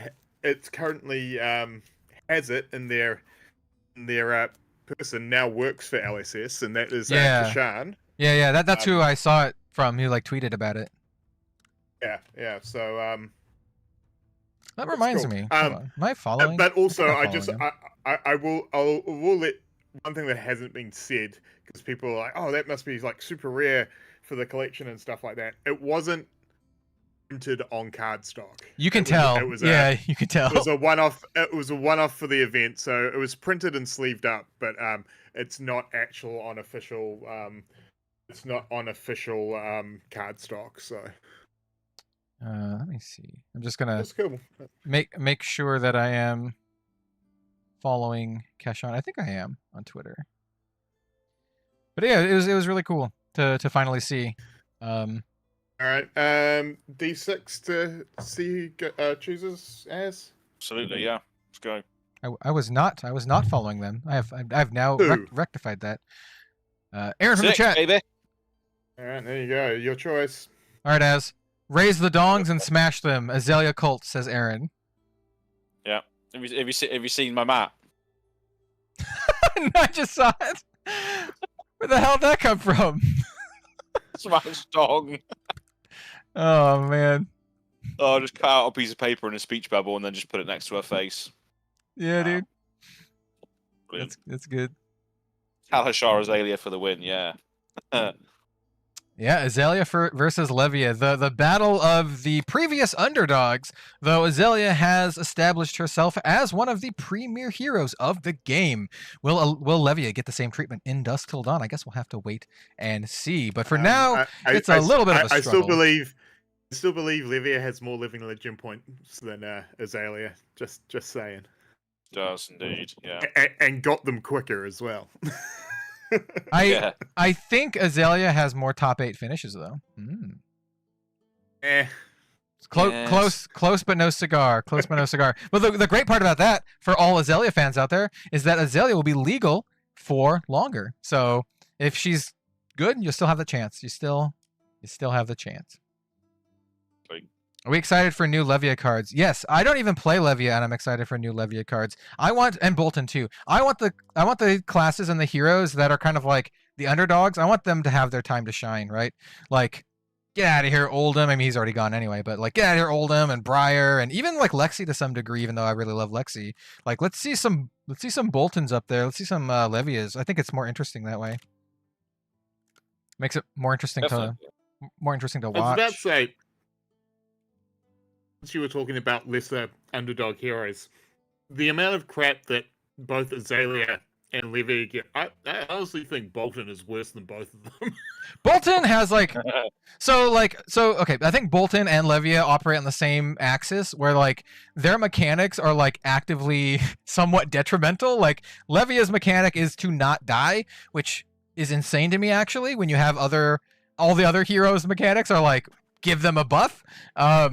She's the only hero with an active downside, and then Bolton's mechanic, his printed mechanics are great, but the way that charge works is just like rough because it rips a card out of your hand, tough. And like, I wish this is what I think we talked about this on the Living Legends, but I wish Bolton had a way to charge from the top of the deck, like a way to like reveal the top card of your deck. If it's a light card, you can charge it into your soul. I think that would make him not suck. You mean boost? Well, I mean, like, or chain, like, right? You know how chain can just banish stuff and then play them. Sorry, as you won the dice roll, were you going first or second? Right, I'm gonna go first. All right, bring it on. Right, let's go. Right, Ravenous Rabble first of all, revealing a Rain Razor, so it's 3 go again. Nice, very nice. Excited to see how block that with a riled up. people excited for Vincent in the chat. I'm very curious to see how they follow up Chain, who is probably one of, if not the most busted hero in the entire game. I think you can argue between like Chain, Starvo. There's a couple, maybe even, well, even then, like Prism. I don't know. I think Chain and Starvo are just inherently disgusting. So really interested to see how Vincent follows up. I'm going to pitch this Rain Razors into Death Dealer. Load in this Endless Arrow. Draw this other Rain Razors. He's just all Rain Razors. All Rain Razors. Now use this one floating to play a melting point, and I'm going to fire this Endless Arrow at you for 8. Obviously, you know I've got the other Rain Razors in hand, which will bring it up to 10. Spicy Yeah, meatball. that sucks. I mean, I don't think Ass thinks it sucks. He's probably like, hell yeah, bro. I'll block 6. Any reactions? No. All right. So I'll take 2. Yeah. So 2 damage. Endless Arrow goes back to my hand.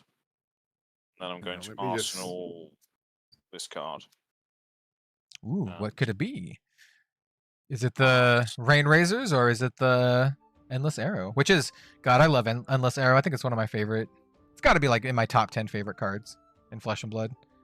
Such a sweet card. Yeah, I love Endless. I've recently put it back into Azalea as one of the main cards. Oh, it's such good value, man. And like particularly like for me and Lexi, it's just like, man, it just keeps going. If they let it hit, it just keeps going. Yeah. I am fortunate enough to have 2 foils in my deck. One of them is a first edition foil Endless Arrow. It's a great card. Oh, then it's over to you, Ian. You took 2, right? He did take 2. Yeah. Okay. Cool.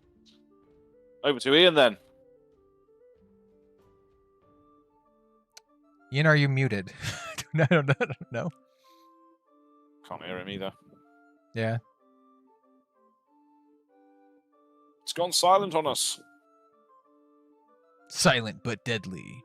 Silent but deadly. It's a little deadly because it's Levia, you know. Yeah. Not all the way deadly, just a little deadly. A little bit. Just a tiny, just smidge deadly.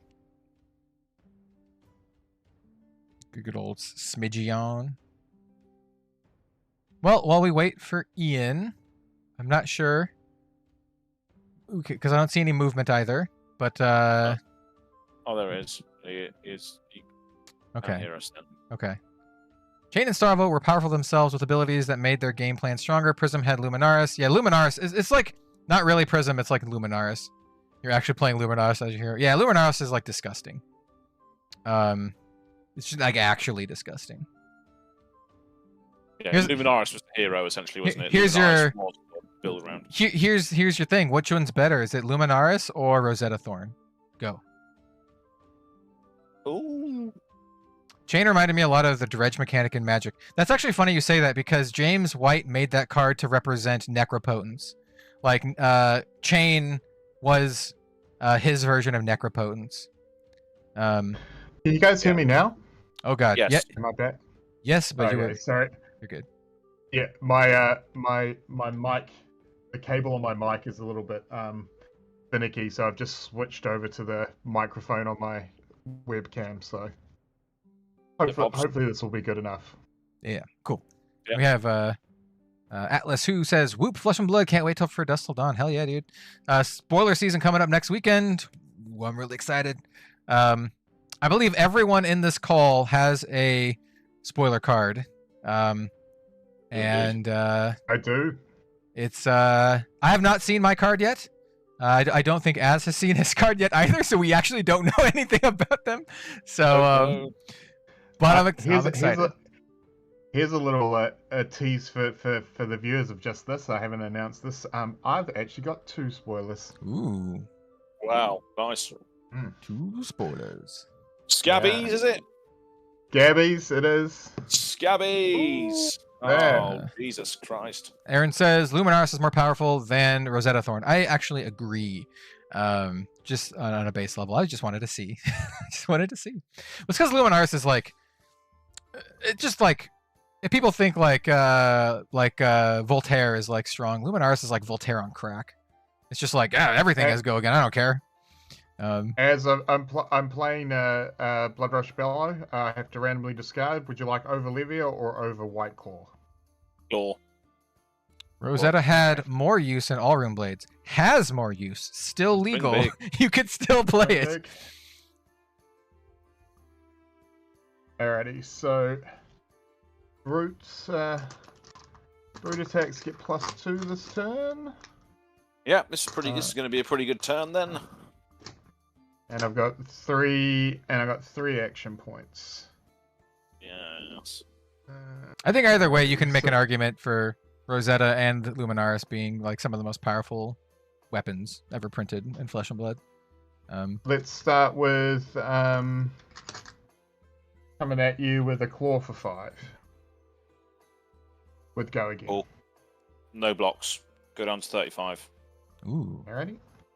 I like the greed here. We'll go a claw with 5. No blocks. Go down to 30. Right. Hell yeah. And then we will come in with my favorite card from Monarch. Catch with a big tree for 9. Okay. Big old tree. He's just got wood. It's got bark and wood coming at you.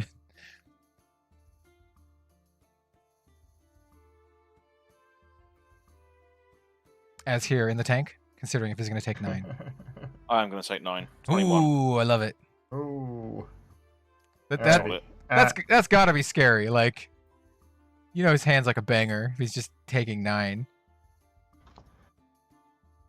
All right.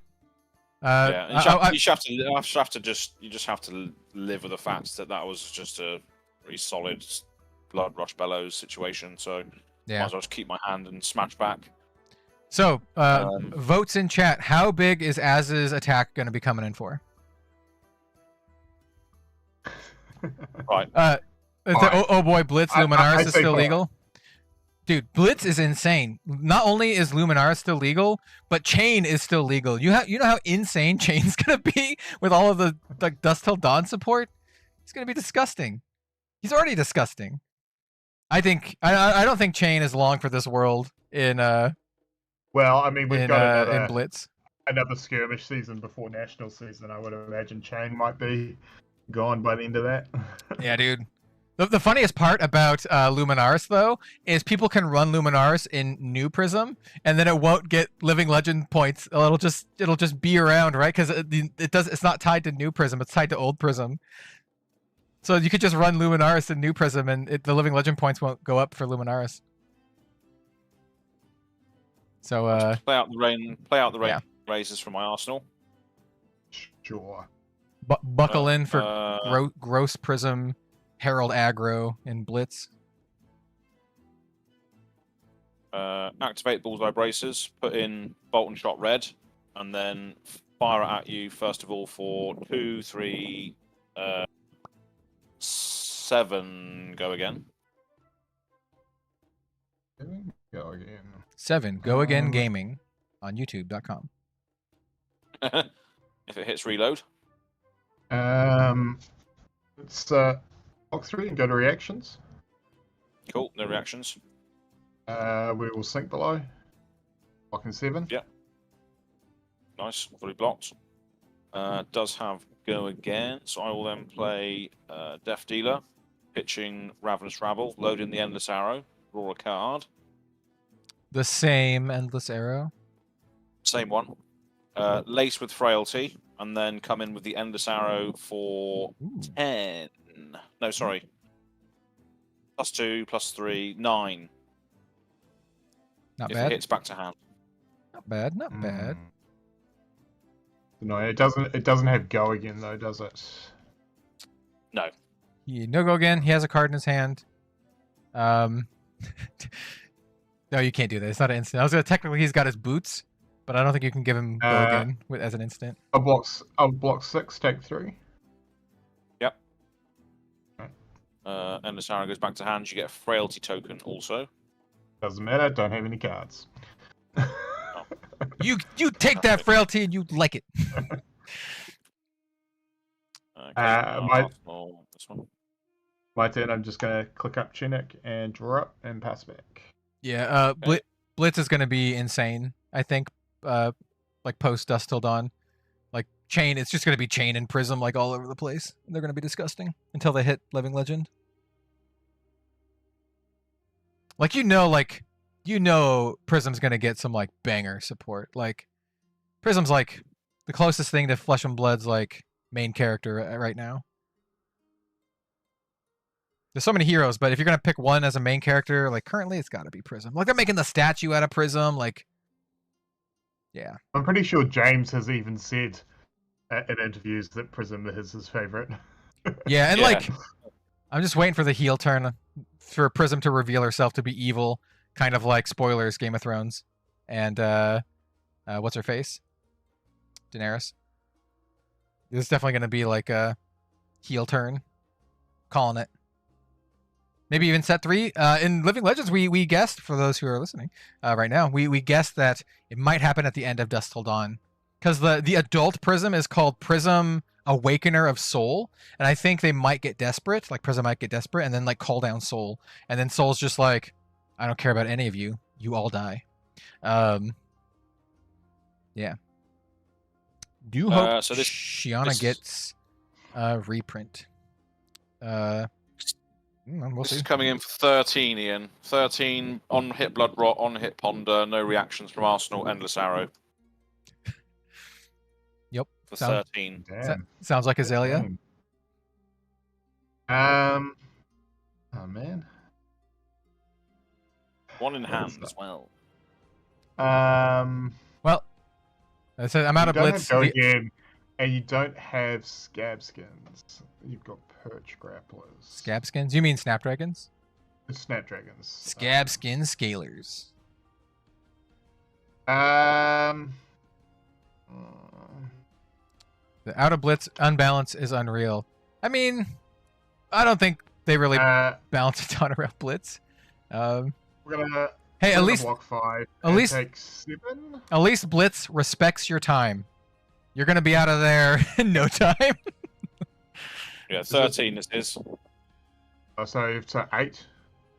Yeah. And then you get a Blood Rot, and I get a Ponder, and the Endless Arrow goes back to hand. Nice. Nice. Blood Rot, you say. Nice. Well, it's good that you're not playing with against Riptide. That he could just like your arrow is now attacking for 4. Ponder cracked, draw a card. I'm going to Arsenal this one, and then it's your go. All right. Gonna roll Scab Skins. Yep. As unbalanced as Blitz is, I think it's a lot of fun. Yeah, I think there's like multiple viable heroes. We'll see after. We'll see post Dusk Till Dawn. We'll see what it looks like there. But Chain hasn't hit Living Legend yet, but I think he will soon. All right. Ooh, this is actually cool. It's not optimal, but I'm gonna play it because I want to debut something. So I am going to play a Swing Big, and if you fully block it, you can get a quick Ian token. Oh my god. Oh my god, that's ridiculous. Not what I was expecting. So it says caffeine powered go again. Hell yeah. I don't have my caffeine this time. We were when we were doing the podcast, I was drinking coffee. I'm still working on this this Liquid Death show to camera.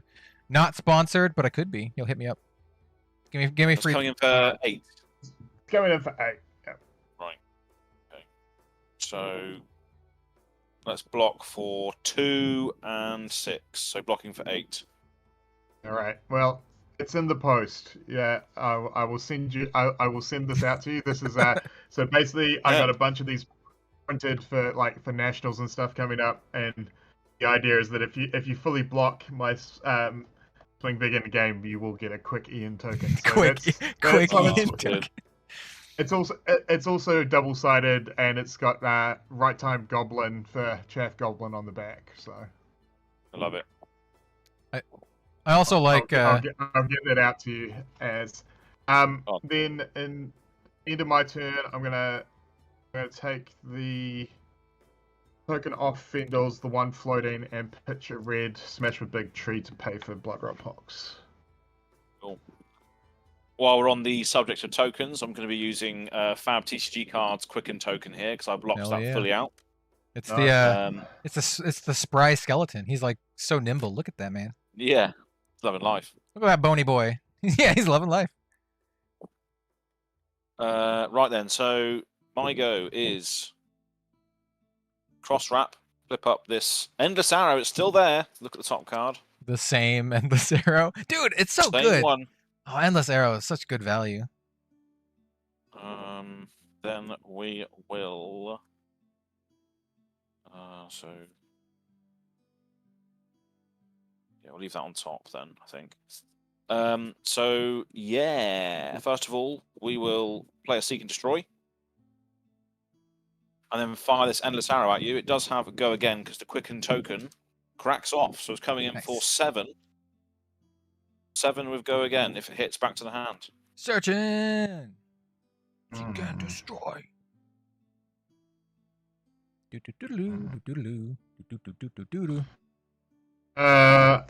Block for 2 and use the ability on the crown. And Yes. then go to reaction step. Any reactions? No reactions. Alright, so I'll take 5. Yep. Ooh. And then we have two. We have 2 on hits. Yep, so endless arrow goes back to hand, and obviously Seek and Destroy will blow up your hand and arsenal at the end of your next turn. And that's totally fine. And with the go again, I will activate the Tunic, put use Death Dealer, put Endless Arrow in, draw a card. Then I'll Pretty good. use read the Glide Path, look at the top card. That can go to the bottom, and then I'll fire this Endless Arrow at you for 7 again. Oh, like Just gonna block 2, take 5. Okay. endless arrow comes back to your hand, dude. This endless arrow. This is the best endless arrow of all time. It really is. How much damage has this endless arrow done? It's got to be like in the 20s, right? Well, if you remember how much damage I took, I'm now on a life lead by 3, Yeah, which dude. is pretty ridiculous. My turn? Yeah. Oh, well. I play Blood Rush. Here we Shoot a go. blue pummel, discarding a 6. So, root attacks +2 for the turn. Hey, man, this is the kind of Flesh and Blood I like. This is just punching back and forth. There's no blocking here. Blocking is for cowards and guardians. Like, Really is. just punch them as hard as you can. Or in the case of Azalea, shoot him in the face as hard as you can. We'll come at you for 5. Go again. Take that. Go to 16. 5, go again.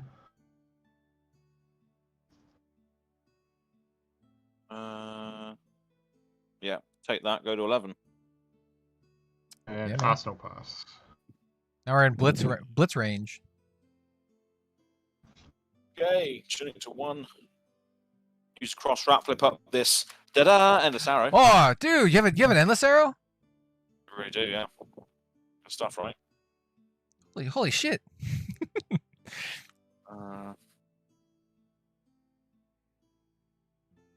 Ranger block plan. Block with our face. Yes, 100%. Ranger no block.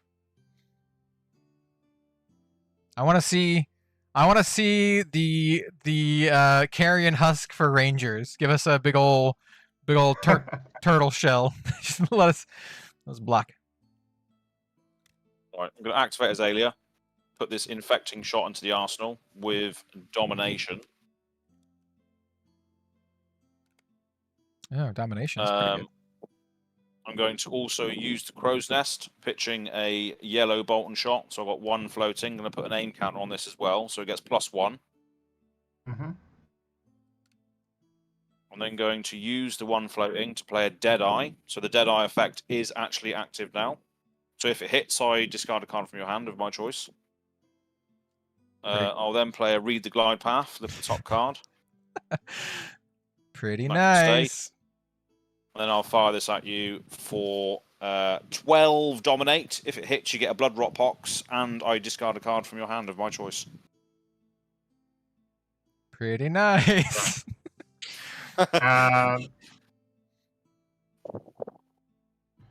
We'll do that.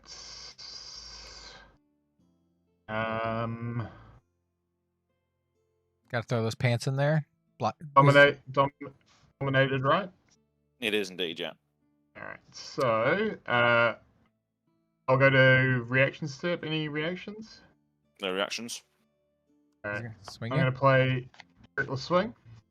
So left claw, Levia, or right claw? Ooh. Let's go with right claw. Right claw is a Hungry Slaughter Beast, so you'll take 2 damage. Yep. And I'm blocking for 5, so, and how much are you coming in for? 12. Yeah, So, a lot. so I take 7. Yeah. And then Alright, I go to 11, and would you like to get rid of my other Reckless Swing or my Pack Hunt? Reckless Swing. Alright. It is a blue Pack Hunt, just if that changes your, but I'm guessing it probably doesn't change your decision. Oh no, get rid of those. Get rid of those end games. Get rid of those. Alright, And then you get a Blood Rot Pox as well. nice. Alright. Zelia's kind of a beast. And I'll draw 4 cards. Alrighty. He hasn't even gotten any of his like nasty stuff. He hasn't gotten like knock the death whistle or like red in the ledger. Like he's just doing his, she's just doing her thing. I'll come at you for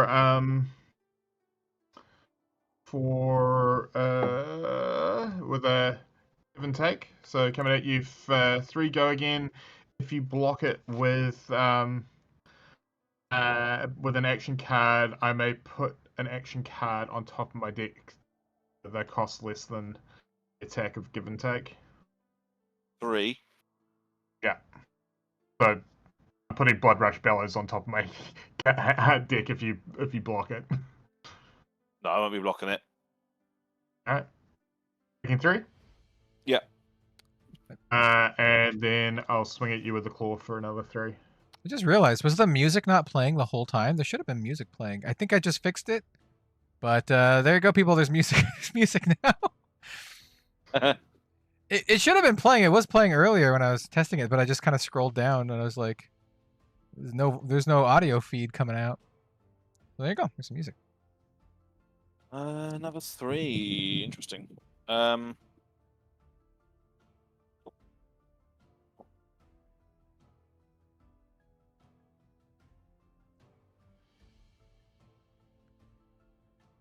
going to block with these 2, so I take 1. Alright. I'm going to then take the Blood Rot Pox and go to 9 and pass you. Okay. Cool. So we have Ian at 9. Az, what are you at currently? 5. Okay, that's pretty close. It's pretty close. Right then, so And you still have a pretty big hand, right? I got 4 cards, yeah. Yeah. Dude, as if you can't kill me, Still this no hand, music. What? Hold on. it's Yeah, it's make or I don't know break thing.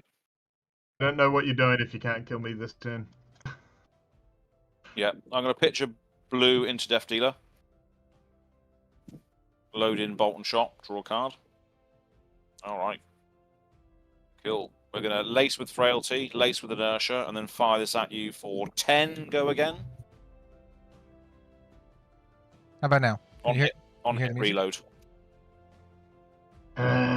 So annoying. Yep, I block 6. And I'll take 4. Go to 5. 5. You also get an inertia and a frailty token from that. Not gonna matter. I'll reload this. Yep. And then I'll fire this sleep dart at you for 5. All right. Well, I'll live on 1, I guess. At least you've got a pump. You have a No pump? pumps, no hands. Alright. That's it. Alright. So Cool. you'll see why I couldn't do anything. So what did you say? Frailty and an inertia? Yeah. All right. So this is why I couldn't do any more blocking. Both my blue Deadwood Rumblers. So Oh, beta. pitch a Deadwood Rumbler to play a Deadwood Rumbler and see if I kill myself by randomly discarding a Beast Within. No, I don't. Let me know, You You chat. laugh, but it's happened numerous times. So coming at you for 6. Is the music there, chat? Let me know. Let me know. 6 with a dead rumbler. Is the 6 including the frailty? It wasn't played from Arsenal. Okay. Yeah, that's true. I'm too used to playing Ranger v Ranger, and I just assume it's like all attacks, but it's all weapon attacks and arsenal. Yes, that's correct. It is not a this round's on me. 6. What do I do here then? You're on 1 life. I mean, he's at, I don't want to side help, but he's like a 1 life, and he has like nothing to, like no equipment to block with. So like, Yeah, it's just a dominate, isn't it? That's basically what it is. So I'm just going to block with I'll block for 3 with this bolt and shot blue. Take 3. Alrighty. So I go to 2.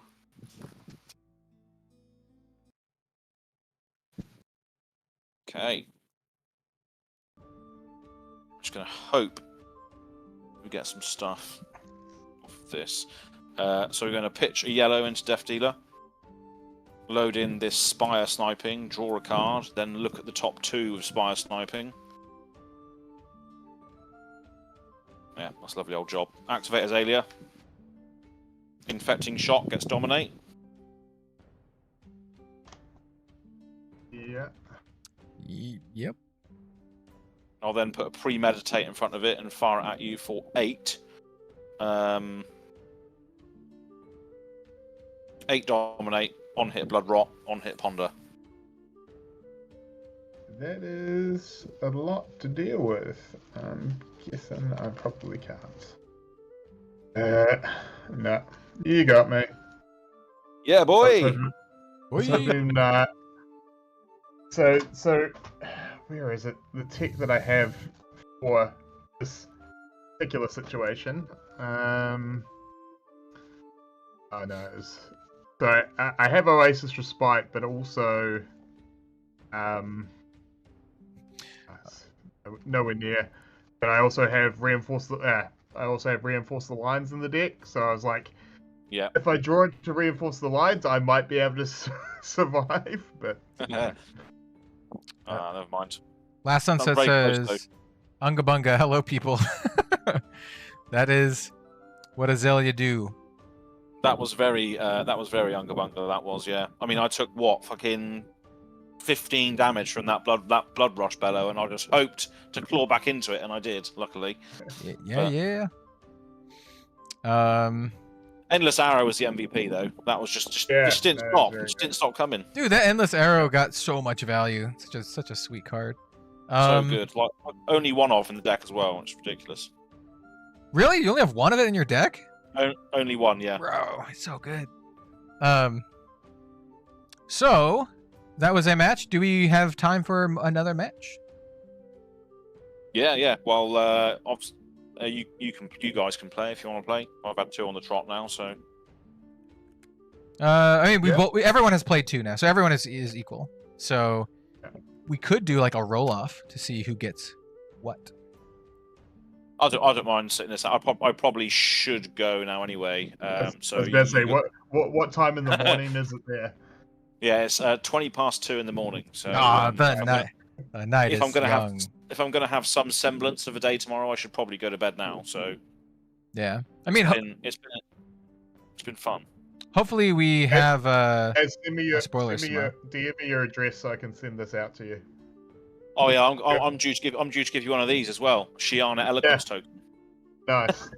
It's pretty, yeah. So, but yeah, I'll just wait. And technically, you have the honor of the first one to receive one of these by blocking my swing big. So there you go. Cool. So here, let me. When you leave the call, it'll like mess the Discord all up.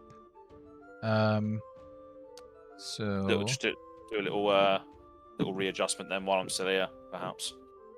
Yeah. Well, no, it'll have to be after because it'll like move the screens in the middle, right? And I have the screen set up in a the try pattern. But I can just leave my camera on until you end the call if you want. Okay, that works. Yeah, there we go then. Yeah, here I'll You can turn your you can just turn your camera off, right? And just stay on the call. Yeah, there you go. Yeah, cool. There we So we'll get we'll blot out get out of here, and they'll play Ian and me. I'm just gonna leave it like this. I'm on the top now. Ian's on the bottom. Sure. Yeah, fantastic.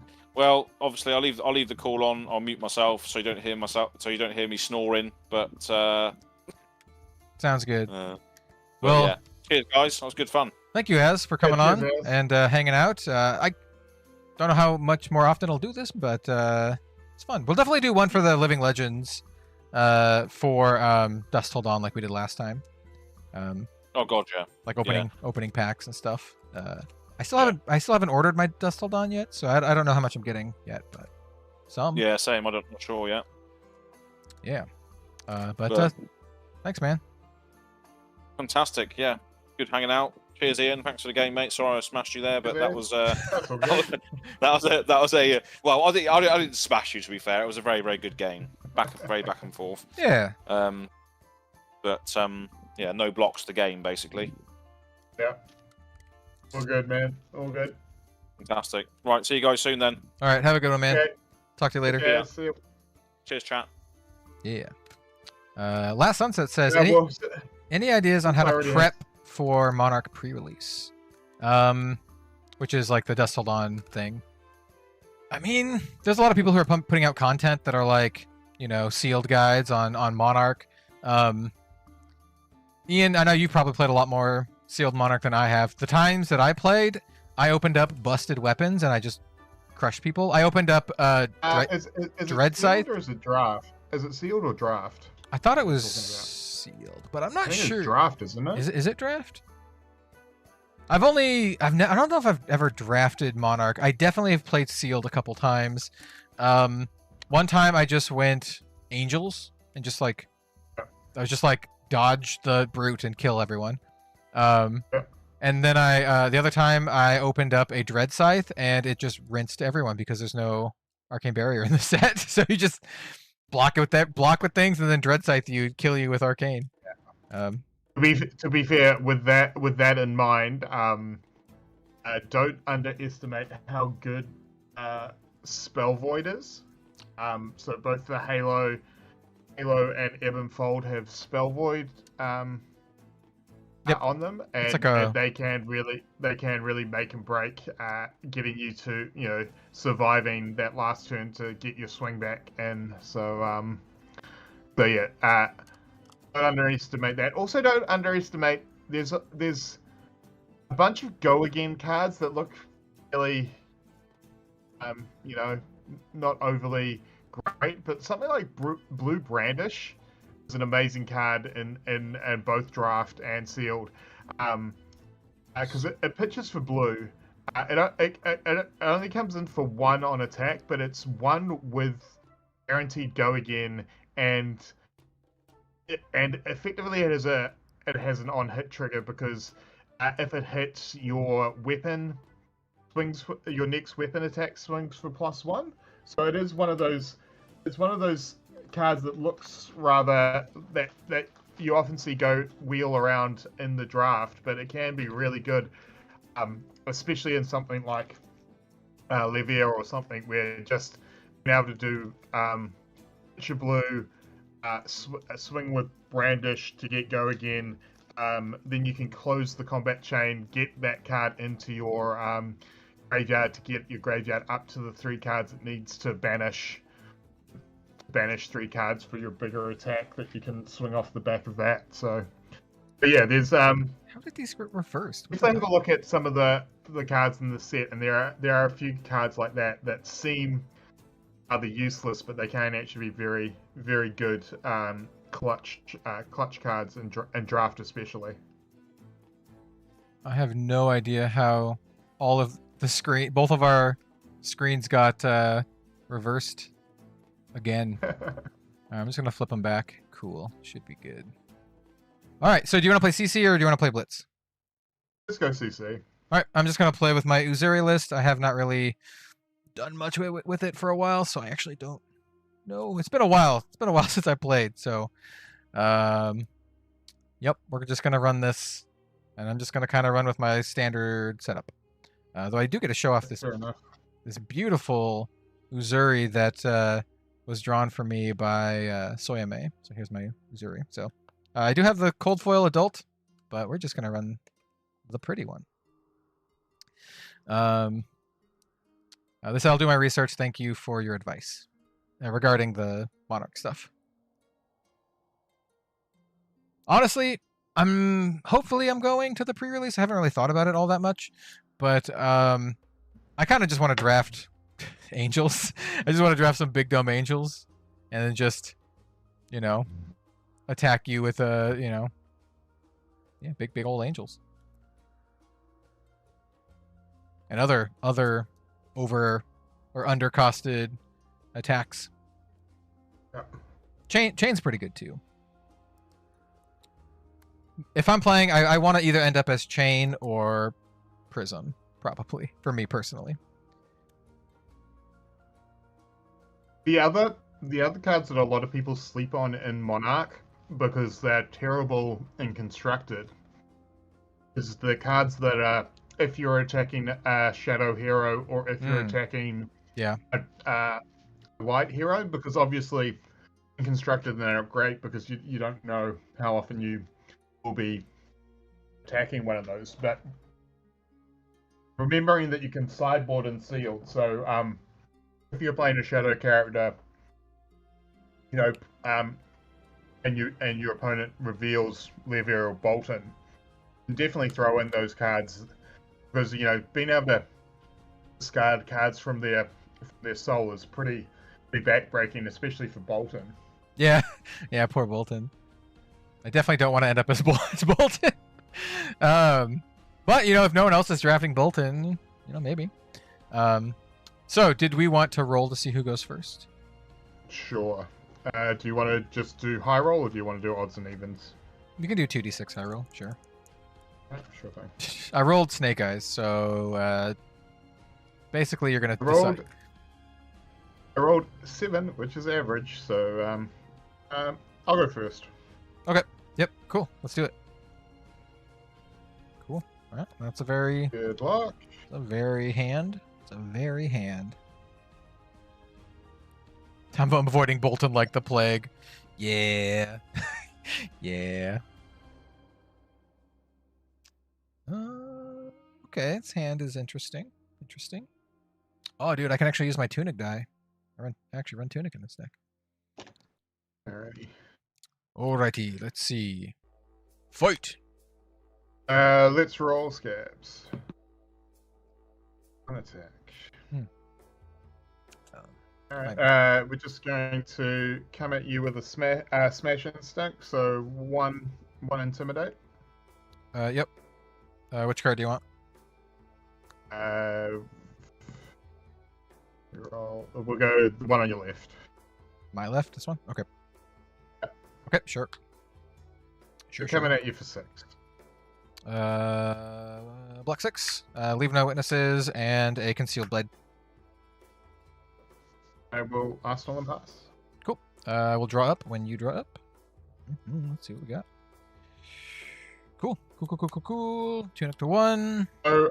So I did manage to qualify for NZ Nats, so that's interesting. So I will be drafting a bit more Monarch in the coming weeks. But yeah, it's really interesting. Like a month, having a new set a month out from an event is like really hard to decide on whether or not you want to stick to a deck that or try and switch up with the new hotness and only have a month to test. So I'm gonna play Enlightened Strike, tucking this card. Mode is gonna be Go Again, so 5 Go Again. 5 Go Again. I'll block for 6. Cool, sounds good. Follow that up with an Infect, a blue Infect. So 1 Stealth, and then if it hits you, Blood Red Pucks.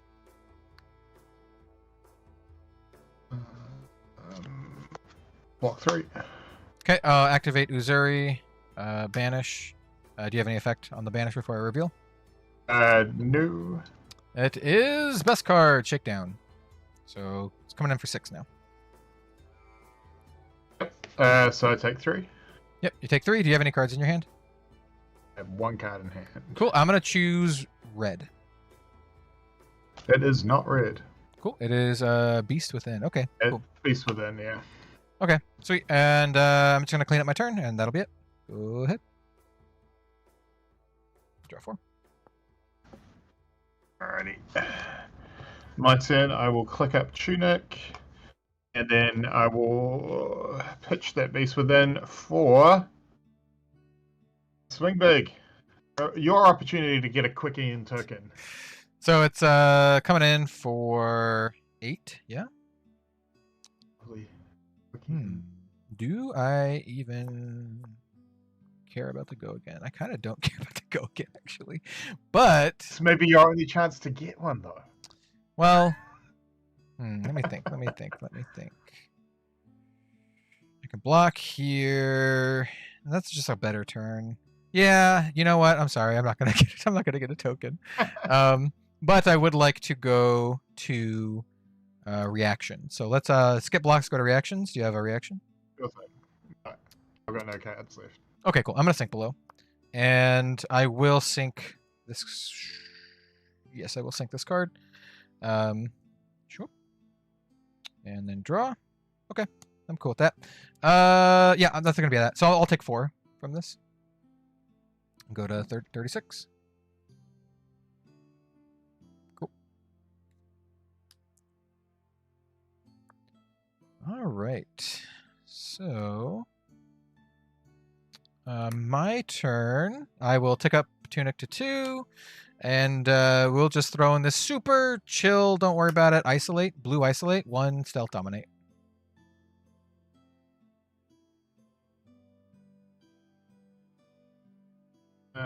No initial block. Any reactions? Yeah, I'm gonna activate Uzuri to banish this card. Do you have a reaction to that? I will react to that and play Sink Below and use its ability. Okay. I'm gonna react to your Sink Below and shred it. Give it a -3. It's a yellow shred. Oh, does shred work on defense reactions as well?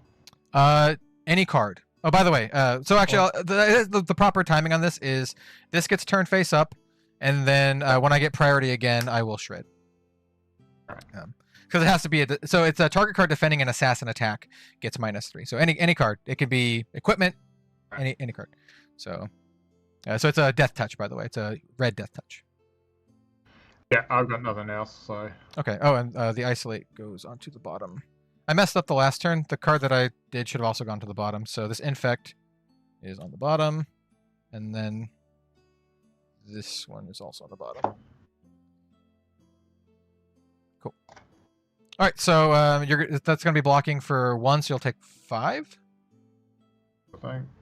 I got to choose the pox. I'm going to give you a blood rot for that. Okay. And then past you.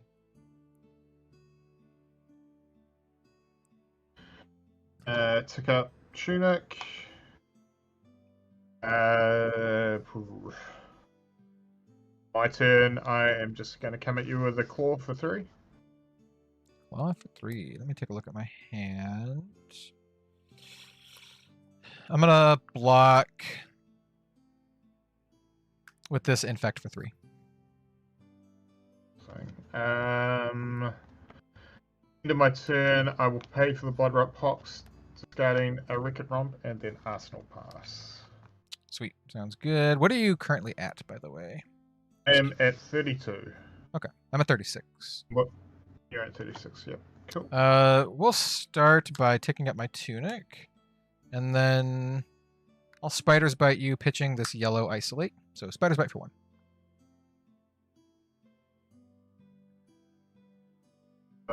For 1? Yeah, it's cash 1. If it hits, your attack action cards get -1 defense for the turn. Well, the next time they defend.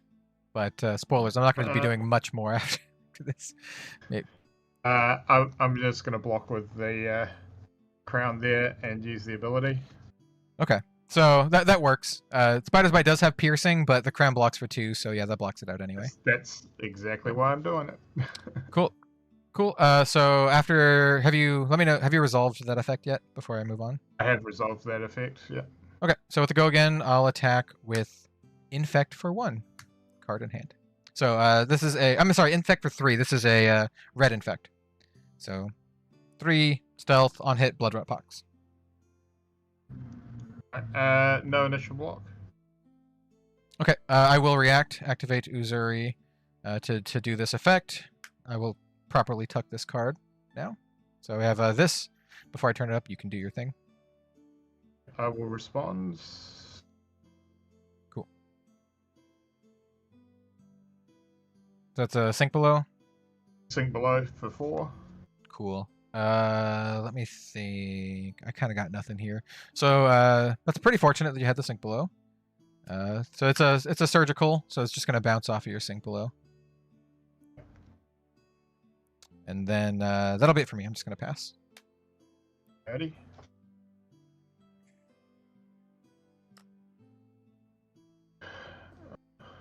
Alright, my turn. I'm I gonna probably shouldn't have reacted until you did the Sink Below, but that's fine.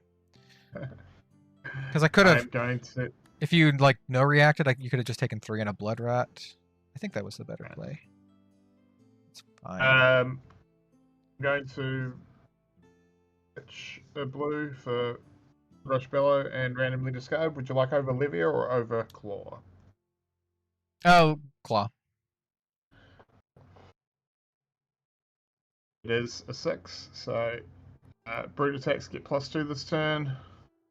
Cool. Just draw 2 cards. After the card draw, how many cards do you have in your hand? Just 3. Okay. So we are going to come at you for 5 with go again. And you still have 3 cards. I'm gonna take that, so I'll go to 31. Okay. Oh, then. So nice. We'll do it twice. We'll come at you 5 go again with Mandible Claw. Cool. Two cards in hand. Cards in hand still. I'm floating. Let's see. I think I want to.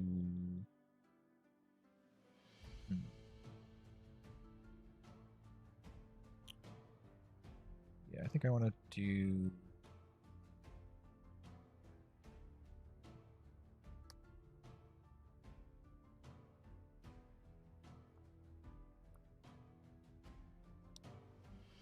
Two cards, 1 floating.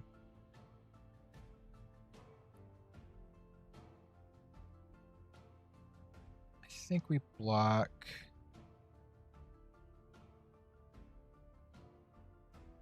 Like this, potentially.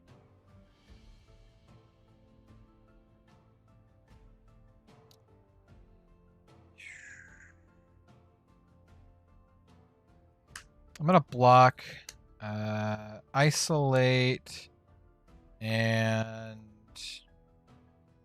gonna use my crown right now. No, I'm just gonna block with isolate for 3, so I'll take 2, unless you have a reaction. That's cool. I take 2, go to 29. Alright, I'm going to take the counters off Tunic to float a resource. Then use the 2 resources to pay for pack hunts. So 1 intimidate, and that's coming in for 8. Okay, that's fine. Here's the intimidate. We have. We'll go for over Azuri. Okay, I'll take what this is. Cool. So it's coming in for 8, you say? 8, yeah. Cool. And cards in hand now. Card, but no actions after this. So. Yeah. We will block 6. I think. Take 2. Yeah, go 27. Cool.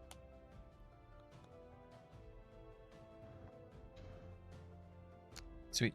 Yeah, the way I see it, these are like your biggest turns, so I just kind of got to mitigate these ones as much as I can. And I think my turn next turn is still going to be not bad. All right, is it my turn? That's it. Cool. You have a card in your arsenal, right? I do have a card in my arsenal. Okay, so this will not affect you other than giving you a frailty. I'm going to play Codex of Frailty. So I'm going to grab a Ponder. And you get a Frailty, so if that is an attack, well then, I guess -1. And then I will be putting... Ooh, this is interesting. I could go for a Leave No Witnesses for just the 0 for 4. But I like getting value, so I'm going to put this Death Touch into my arsenal. And then I'm going to use my Tunic to shoot you, or to attack you with Death Touch for 6.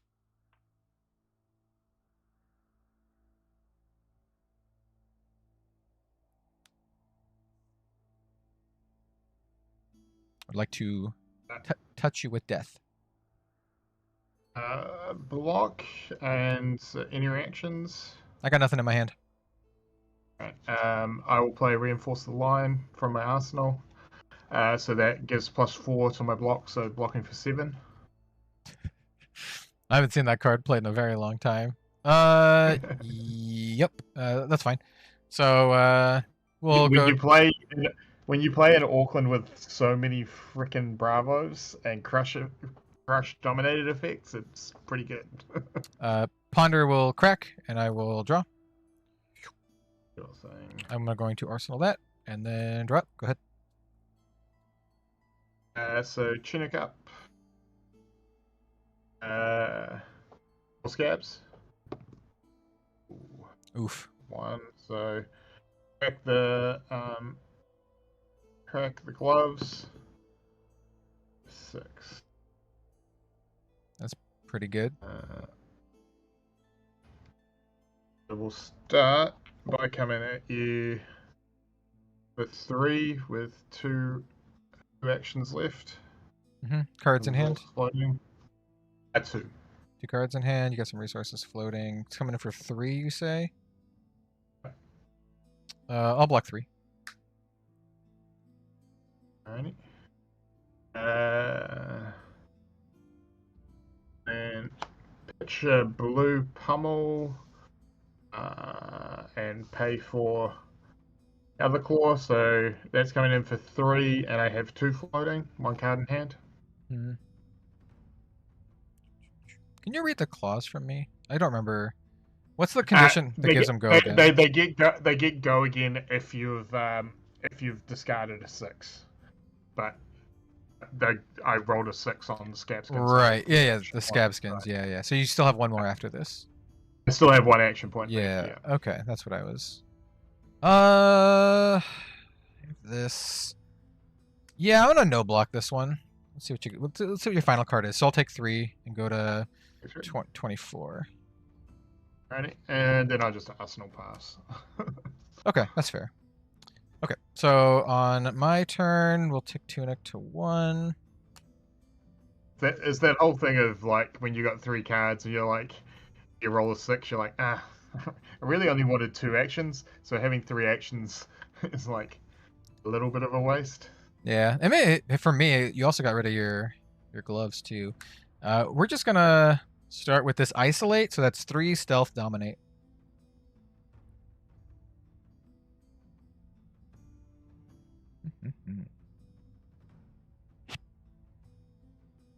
Disominate. 4. Cool. I will react. We're gonna put this on the bottom, so activate Uzuri. Put this on the bottom and put this here. Any response before I flip this up? No reactions. Okay, so that's gonna flip up. You technically now have another priority, I believe. No, I'm good. Okay, I am not. I'm going to Spreading Plague, pitching my last card. So I would like to give you 2 Blood Rat Pox, please.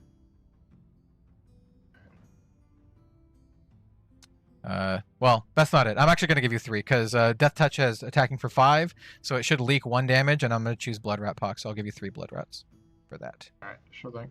And then I'm done. Go ahead. Just spreading the blood. Spreading the blood.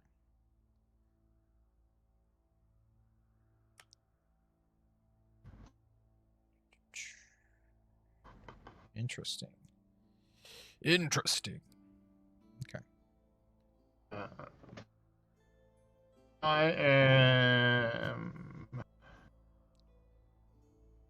I'm just going to choose to pay the 6 to get rid of the Blood Rot Poxes. Okay.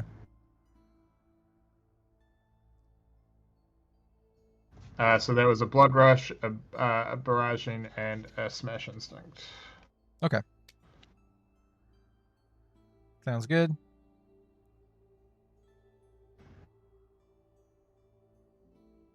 And then draw up. Over to you. Alrighty, tick up Tunic to 2.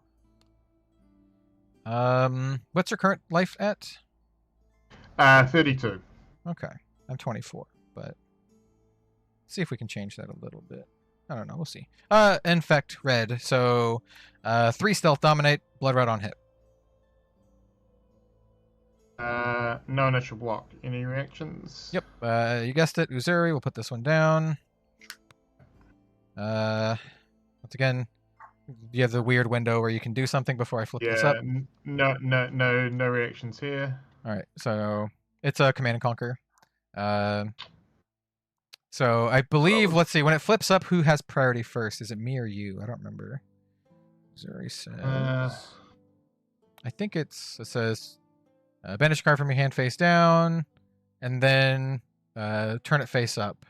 So I think you have a response, and then it turns face up, and then I don't remember if the response goes back to me or you, but I do have something that I want to do.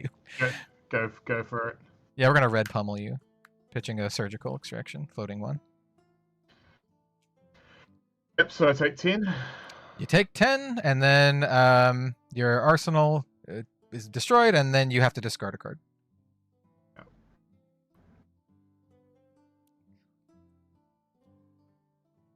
You got a Blood Rush from the arsenal, and I discard Smash Instinct. Sweet. As well. I will take it.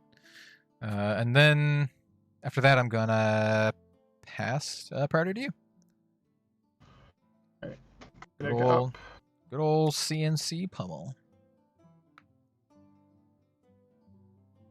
That's my hand. Okay. I'm just going to play Endless Maul. So if I'll just shuffle these, and if you wanna say when, and I'll discard the top 3. Go for it. Banish the top 3, I should say. Yeah. So Smash Instinct, Crown. Yep. So that is coming in for 9. Okay, for 9. I will block. How much do I care about that? Not a lot. We'll block 3, 6. After you took the 10, what are you at? I'm at 22. Okay, it's pretty close. You played two Blood Rush Bellows already, so I think I want to save my equipment for a little bit later. We'll block 6. I'll block with Concealed Blade and Sedate for a total of 6. I'll take 3. Go to 21. Thing. All right. Alrighty, my turn. Your turn. Tunic to 3. Roll isolate. 1 or 3 stealth dominate. 3. Cool. Yeah, we'll do Uzuri. Put the card down. Goes to the bottom. No response. So I'm gonna turn it up. This is a cut down to size, which is 6, and if it hits you, you have to discard if you have 4 cards in your hand, 4 or more cards, which I believe you currently have 3 now after you block. I have 3. Yeah. Yep. So you'll just take 3. 3. Yeah, I'm not gonna. No effects. So yeah, it'll just be 3. 19. Cool. Pester, go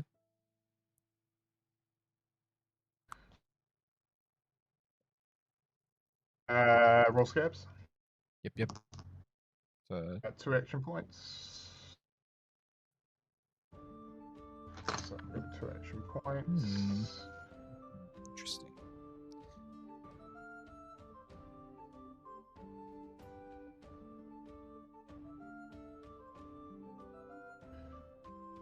Smash with a big tree for 7.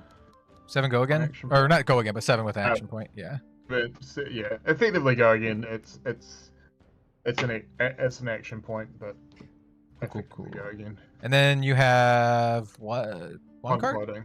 How many cards do you have in your hand? Is it just 1? 2 cards because that was from Arsenal. Gotcha. Okay, 2. So at least probably another big old attack. Definitely not Blood Rush, because if you had it, you would have played it before. So, does Levia have any on hits that I care about? Probably not, actually. That's now as I think about it. So that means, how much do I want to commit to this?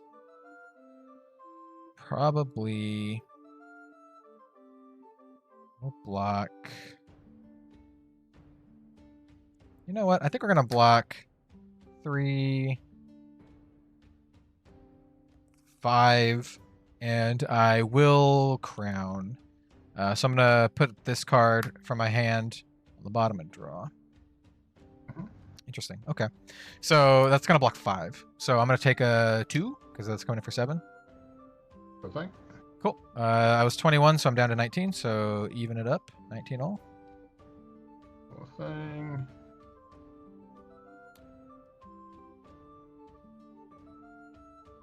I'll take the counter off Tunic to give me 2 resources. And come in for 8 with Swing Big. Possibility for a quick Ian token. Quick Ian token. 8, you say? Oh, but I want to play this. Well, I'm not going to block 8, so that's not going to happen. But Off the table. how much? Yeah, how much am I going to want to block? You still have 1 card in your hand, yeah? I do, yeah. Yeah, 1 card, but you have I go no again, resources, no action points, so that's I go basically again. nothing unless you have a weird free attack reaction or something. Do you think Bolton will become better in Dusk Till Dawn? Do you think I play press the attack? Yeah. It's a lunging press. Lunging press, I should say, yeah. All right, I think we're gonna toss in the black text here, and I might just take 7, which is a little rough. Atlas says, okay, or do you think Bolton will become better in Dusk Till Dawn? Probably. I mean, we haven't really seen any Bolton support, but I imagine that Bolton is gonna get a lot of love in this set. get worse because all the other classes are getting better. Yeah, I mean, Bolton's just the charge mechanic is such a rough mechanic. Like, I feel that in other games where you don't just only have 4 card hands most of the time, it would be much better where you can bank cards and then use it, later. But in Flesh and Blood, where you exactly have like 4 cards most of the time, charge is such a brutal mechanic. So yeah, anyway, we're gonna block with the Whisperers, and I don't know how greedy I want to be. Kind of greedy, actually. I'll just block for 1. I'll take 7, go to 12. So, get a little -1 counter on that. And you're still at 19? Yeah? 19, yeah. Yeah. Okay, cool. We will isolate you. 3 stealth dominate.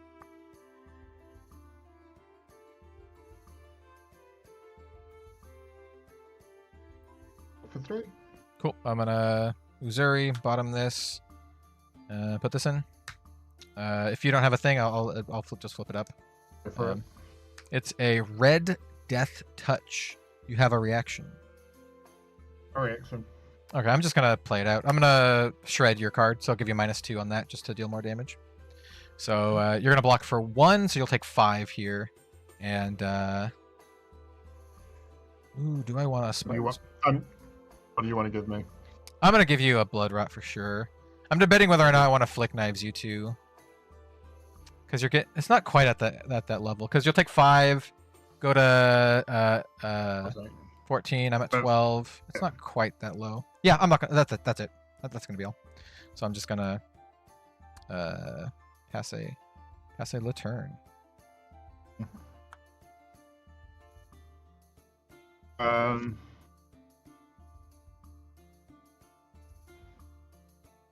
Right, you first CC. Oh, Command and Conquer? Okay, cool. Oh, interesting. Very interesting. Okay. Can you read CC? What's the it's like reactions from hand or arsenal? I don't remember. Defense reactions can't be played to the Command and Conquer's chain link. Just at all? Okay. At all. Yeah, Okay. Just if Command and Conquer hits, discard all cards in your arsenal. So yeah, Okay. just no defense reactions. Okay. In that case, I think we're just gonna block a bunch. Yeah. Hold on, let me read Uzuri.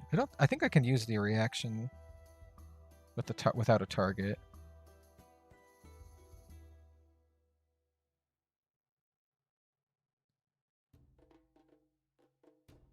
You have to play a stealth card, right? Well, no. So what it reads as it's a once per turn attack reaction, banish a card from your hand face down, then turn it face up. If it was a stealth card, if you turn up an attack action card with cost 2 or less, and the card that you did was a stealth, then you'd get the effect. But I think you could still activate this, even if it doesn't hit. Right. But I think you still have to banish a card from your hand face down. Yeah, I think yeah. Okay, so that causes me to think just a little bit more. I mean, CNC is just coming in for 6. The on-hit effect is For 6. not relevant because I don't have a card in my arsenal. So I think here we just block with this shakedown for 3, and I'll take 3. No, I'll pitch one for 8, and you'll discard a card. Ah. Okay. Oh yeah, still no reactions. That's a bummer. Yes, still no reactions. Yes. Okay. Sure. Make me sad. Okay. All right. So how much is it coming in for total? Total 8. Okay, so I'm gonna end up taking 5 here. So yeah, I'll take the 5, and then I'll decide what I want to discard. So I'll go down to 8. All right, let me take a look at what I got in my hand. And then I take 2 of Blood Rot. Yep. I think the best play here is just to pressure your life a little bit. The 2 from Blood Rot takes you down to what, 12 now? 12, yeah. Yeah. Okay. Yeah. That's so rough. So rough. All right, whatever. I'll discard this sink below that was in my hand. Would have been nice. Would have been real nice. Okay, my turn. Turn. Yep. Yeah, we can do some stuff. I would like to shake down, pitching this death touch. It's a yellow death touch. So what does that do? So, 6. If you've played or activated an attack reaction, this chain link shakedown gains, or has. When this hits a hero, choose a red, yellow, or blue. They reveal their hand, and I get to banish a card of the chosen color. All right. Block 6. That was the correct choice. Because I could have flick knivesed you and made you discard. Because flick knives is an attack reaction. Yes, I understand. Yeah. Not my first rodeo. Do I still want to flick knives you? No. I'll wait on that. Okay, so that's gonna be that. Go ahead. I was saying that mostly for the audience, by the way. I am. Roll scabs guns. Interesting. Actions. Very Oh, interesting. And it should have ticked up. Hmm. Ooh, shiny titanium bauble. Okay. At you. All At right. you for 3. And at you for 3 with one Give it- action point. You have another action afterwards. point? Yeah, another. Okay. So on my turn, I think I'm gonna go this. And so that means I will block for 3 with this isolate. What are you on? 8? I'm on 8, yeah.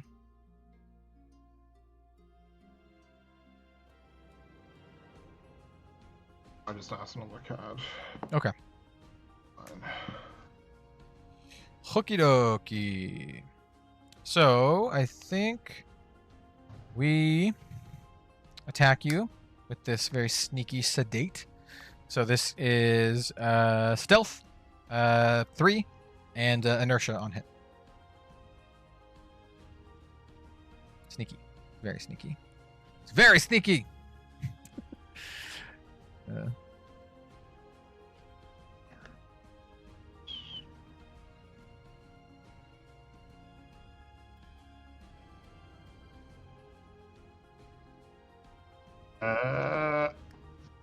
Box 6.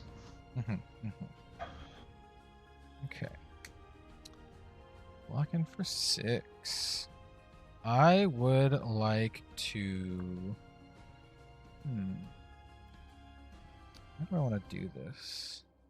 We have options. And your life is 12. 12. Okay. Well.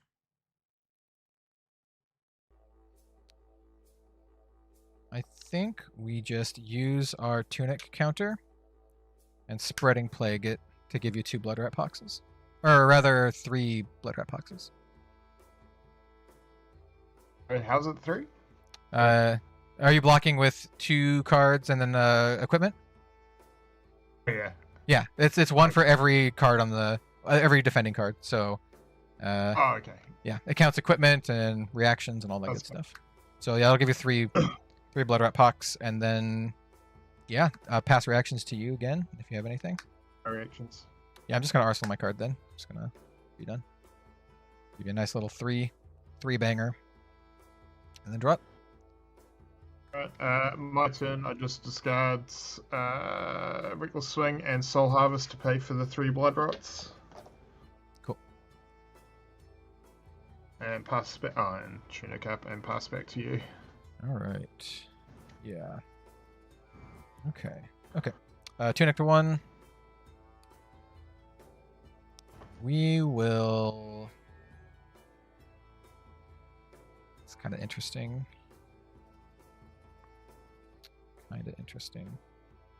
We'll start off by attacking with a Spider's Bite, and we're going to pay for that with this yellow Death Touch. So 1, piercing, on hit.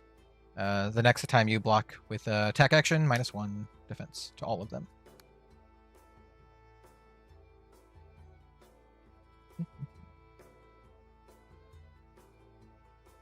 Two. Cool. Then I would like to. Yeah. I'm gonna Enlighten Strike. I'm gonna tuck this card. Mode is go again, so 5 go again.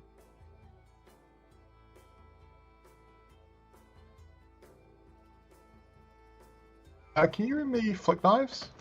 Flick Knives is a once per turn attack reaction. Target dagger you control that isn't on the active chain, so that would be Spider's Bite here, the other one, deals 1 damage to a hero. If the damage is dealt this way, the dagger has hit, destroy the dagger. So it will apply the on-hit effect. So you can do it on E-Strike. It's not like it has to be on an assassin weapon. No, it's just an attack reaction. Yeah.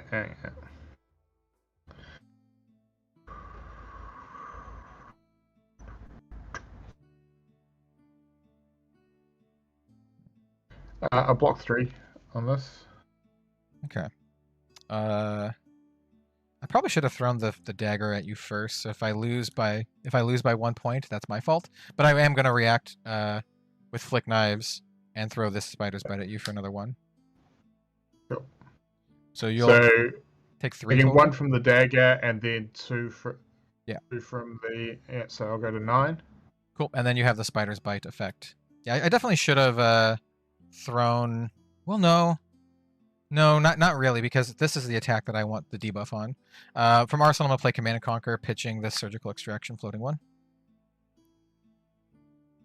And so now you have the Spider's Bite effect, and we have 6 no reactions, and yep, all the good stuff. So, and Flick, you don't have to destroy Flick Knives or anything to use it. Nope, it's a once per turn action. It destroys the dagger, so you can just keep throwing daggers at me. Yes, I can. Well, I can't this turn. It's a once per turn thing, but I can throw a dagger next turn. Yeah. Right. And the spite. What does the Spider's Bite do? So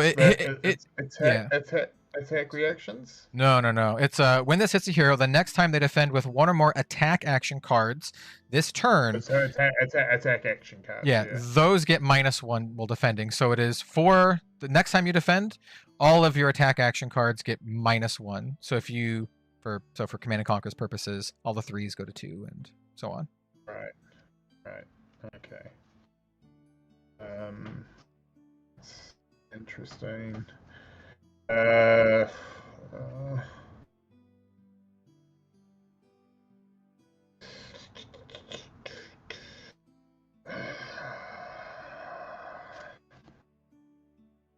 That's rough. Just kind of want to hold on to Tunic.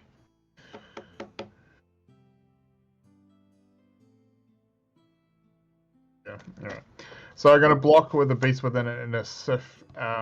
So the Sift is still for 3, but the Beast Within is for 2 instead of 3. So I'll take 1 and then lose my Arsenal. Cool. And that takes you down to what, like 8? 8? Okay, cool. So I've done the math correctly. Cool. That sounds good to me. I'm going to pass my turn. Spider's Bite is destroyed. I'm just going to turn it upside down so I don't forget. I don't shuffle it into my deck. And these 2 probably won't go to fatigue, so it doesn't matter all that much. And it's your turn. My turn, I just draw up. Okay. Alrighty. Let's see. Chris says, hi all. How's it going? Took a little break from the stream. Nice to see you back. Interesting. Very interesting. All right, so you're at 8. Let's take my Tunic up so I don't forget that. Okay. I would like to start by attacking with Spider's Bite. Pardon me. I think we're gonna pitch. This is quite interesting. Yeah, I think we're gonna pitch this blue pummel to pay for it. So I'll float 1, and so this is just Spider's Bite for 1.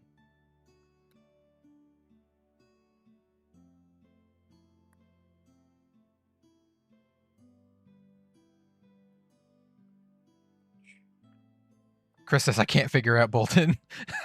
That's fair. Not a lot of people can, and by not a lot I mean no one. Ooh, Levia. Yeah, there's some Levia games. If you like roll it back, there was a Levia versus Azalea previous to this. You had Levia versus Az on his signature character, and then this time it's me. By the way, I'm on the top. Hello, I'm on the top. Ian's actually at the bottom. the bottom.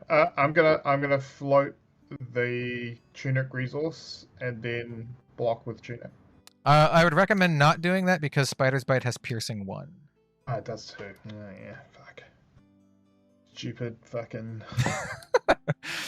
beggars. Stab.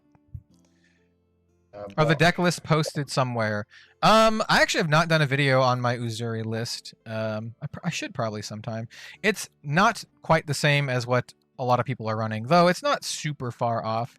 I run more blues, and I run the big difference is I'm a big fan of Spreading Plague, and I also run Concealed Blade to get my daggers back after I throw them at people. Yeah. The list I'm playing is very close to the Pro Tour Crayola. Yeah, the Crayon Levia. Yeah, which is you can find. There's a lot of interviews with the guy who played it that you can find. I know he did one on Savage Lands News Network and also on Mansat's channel. So yeah, he can probably explain it better than I play it. So you blocked with a card from hand for that. I blocked. Yeah. Okay, cool. So yeah, let's see. You have 3 cards in hand. I will break the chain. So Spider's Bite comes down here, no longer on the combat chain. I think we want to.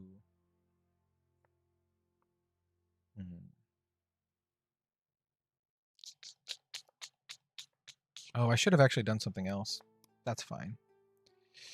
I'm just gonna E-strike you for 7, I think. I'm gonna bottom. Which card do I want to bottom? I think we'll bottom this one. So hang on. Does this mean you can now flick knives even though it's been used this turn? Yes. So Flick Knives reads, once per turn attack reaction, target dagger you control that isn't on the active chain link. So I can throw this dagger at you. Actually, it says active chain link. I probably could have thrown it at you even if it was on the chain. But yes, I can throw it at you. It's annoying. Yes. Yes, it is. So effectively, this is coming in for 8, is what you're telling me. Well, yeah, if you don't block in such a way that, yeah, it could kill you, basically. What are you on? I'm on 8. Card in hand. Oh, they Flick In Knives. hand, you got no go again though, right? And No. You don't have Snapdragons. You don't have Snapdragon scalers. I chose for E-Strike. I chose +2. So yeah. Right. I do have 1 resource floating for whatever that matters. I mean, you have seen Spreading Plagues. You have seen 2 Spreading Plagues, I believe. But yeah, I mean, like I'm Uzuri. I run reactions. Yeah.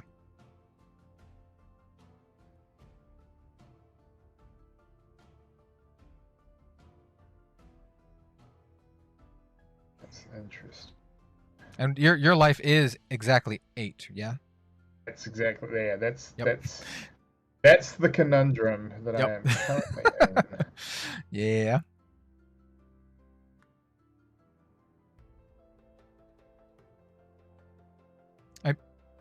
I could have played this turn a little bit differently, but I think this is still fine. I think it's still pretty good, actually.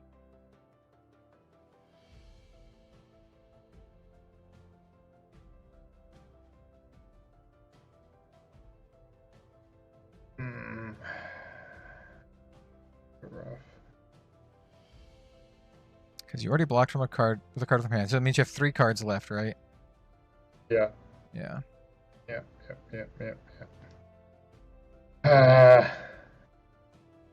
So here's my conundrum. If I just block with, I guess the problem is if I just block with Vendals here, you just don't throw the dagger. There's no point. Yeah, no, I just wait till next turn. Yeah. And then you just wait till next turn. Yeah. Effectively, if I block it all, I still have to deal with the Flick Knives later. Yeah, I mean, like, it's unless you kill me, it's coming at you. Like. Yeah, well, see, that's my thing is like, can I kill you with these 3 cards? Is Yeah, I mean, like, you've seen my deck. Almost everything blocks for 3, and you have seen 2 Sink Belows. So you know I run at least Sink Below. I kind of just need to.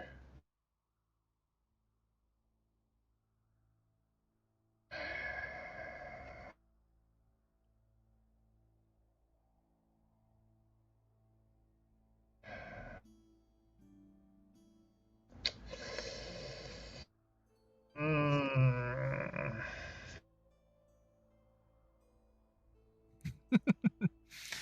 Oh, no. Steven in chat says they've seen the Levia list with Mansant. Yeah. Yeah, it was wild. That the crayon list is pretty wild. The dudes who did that definitely had a certain degree of like showmanship for doing that. And you know, there could have been some sort of strategy there where it's like throws their opponent off kilter. You know, they're like, "What the hell is this guy doing?" This is not great. I'm gonna block for 6. Okay, let me see what I want to do. So you're gonna block 6. Currently, it's gonna leak 1. I'm gonna say no reaction. So yeah, you'll just take 1 here. I got a 7. And I'm just gonna arsenal my final card and pass turn to you. All right. I'm gonna roll scab skins. Ooh. Reactions. I'm gonna pitch. Come at you for 3. An action. Cool. 3/1 action. You have 1 resource floating. You have a tunic and no Phoenix cards. up, though. And no cards in Okay. hand. I'm just. You know, I'm throwing the other claw at you. That's Yeah. all that's happening. So this is where I think and try to decide if I can kill you next turn. And the answer is maybe. So I think what I need to do... Oh, wait. It has to be... It can't be that one. It has to be this one. Oh, that's so interesting. I could do that. And then this. And this. Yeah. Okay. I'm going to block with a Command and Conquer for 3. Sure. I think that's Okay. the play. And then I'll use the tunic and swing the other claw Yep. at you. Yep. I'll no block. So it's coming in for... Is it 2 or 3? 3. Okay, I go to 5. Okay. This is in hand. Okay. Is it my turn? It is your turn. All right. Tunic 2, 3. We're going to start by attacking you with Spider's Bite, pitching Plague Hive, Cold Foil Plague Hive too. So that's going to be coming in for 1, and then let's roll up a Plague Hive token here. Inertia, Frailty, Blood Rot. I think I have a 1 to 3 die here. So I have a 1 to 3. It's just a smaller version of my thing. So Inertia is 1. Blood Rocks is 3. Roll. That's a 3, so it's a Blood Rot. So yep, it's coming in for 1. Piercing. Notably, I cannot throw the dagger on this chain because it is its own chain link.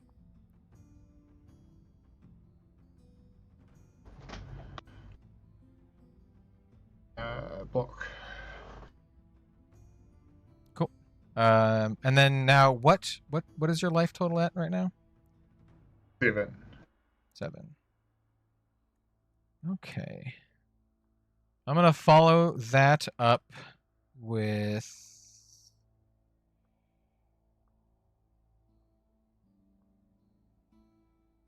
I'm gonna attack you with Leave No Witnesses for 4. On hit, to banish the card from your top of your deck and also your arsenal, which you don't have any. No initial block. Any reactions? How many cards do you have in your hand? I have 3 cards in hand.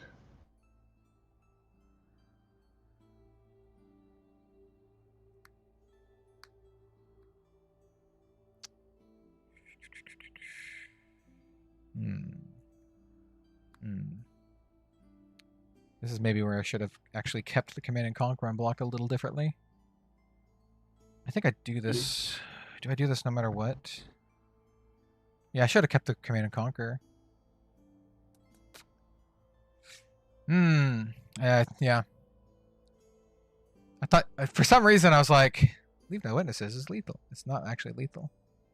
So I can give it a go again with my black text. Basically, this is where I'm at. I can give it a go again with my black text. And if I had kept the Command and Conquer, I could have basically given it a go again and then come in with a Command and Conquer, but now I cannot. But you do have a Blood Rot Pox. So if you just eat this 4, that's a virtual 6 if you take the Blood Rot, and you're currently at 7, right? Mm-hmm. I'm going to react and throw the Spider's Bite at you. Do you have a reaction to that? You can give. So what happens if leave no witnesses hits? It banishes the top card of your deck and 1 card in your arsenal, and then I create silver every time a red card is banished. So the on-hit effect isn't super relevant, but I'll take the one from the Spider's Bite. Spider's Bite. Cool. So you go to 6. Then I'm gonna pay an Oasis Respite. The Yep. what are you on, life? 5. So I don't get the +1. But Yeah. I'm fully blocking the attack. Okay, so yeah, that'll prevent the 4 unless I pump it up, which I do have cards to do that with. I could give it a go again with black text, but I think at this point we're not gonna. I think we're just gonna react that and then clean up my turn. So Spider's Bite is destroyed because I threw it at you with Flick Knives. Leave no witnesses doesn't hit. Plague Hive goes on the bottom.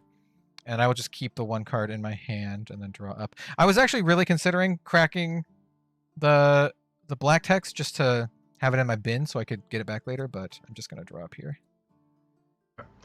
My turn, I'm just clicking up the tunic and paying for Blood Rot Pox. Okay. Okay. Okay. Interesting.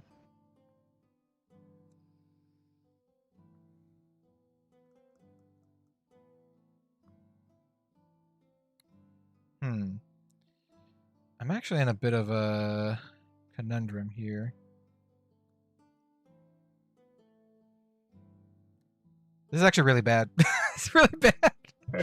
I should have played the card from Arsenal. Could I have? No, I don't think I could have. Mistakes were made. This might cost me the game. This is a bummer. This actually might cost me the game. So, because I basically drew a dead hand, which really sucks. Yeah.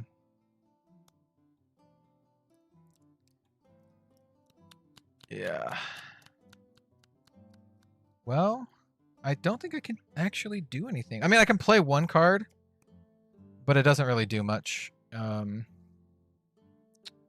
So, unfortunately, let me think. Is there a way to get around this?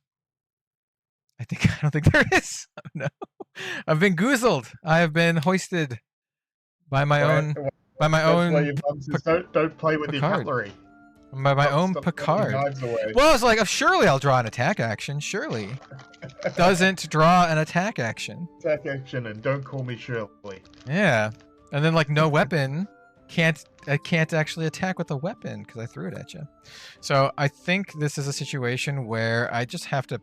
I think I just have to pass, which sucks. It also means like I don't care about my hand. Just throw my hand in front of whatever you got. Yeah, man. All right. Well, if this is my death, I blame the turn where I should have kept the CNC actually, not block with it. Okay, I'm just gonna pass. Go ahead. Let's see. Yeah, see if you got some damage on here. I got some things to block with though, but we'll see. Give and take. Cool. Give and take is 3, and what was the effect? 3, and if you block with an action card, I get to put if you block with an action card, I can put an action card with less than the cost of its attack on top of my deck. Okay. I'm gonna block with a not action card. I'm gonna block with a reaction. I'm gonna block with this blue shred for 3. Alright.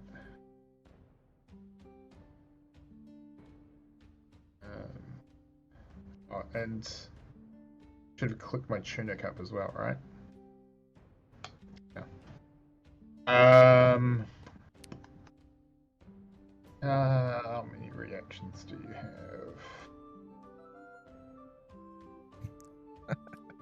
Well, I mean, this is pretty rough because I won't draw up until the end of my next turn. I maybe should have played one of the cards from my hand. I don't know. It's I don't know. I'm gonna come at you again with another give or take. I would like to block with another reaction, spreading plague for 3. Damn you. That's annoying. Well, I mean, I would have loved to have at least one attack. If I had one attack, it would have been a very nice turn, but nope. Fair enough. And then I'll come at you with a claw for 3. Yeah, I just want to get rid of my whole hand.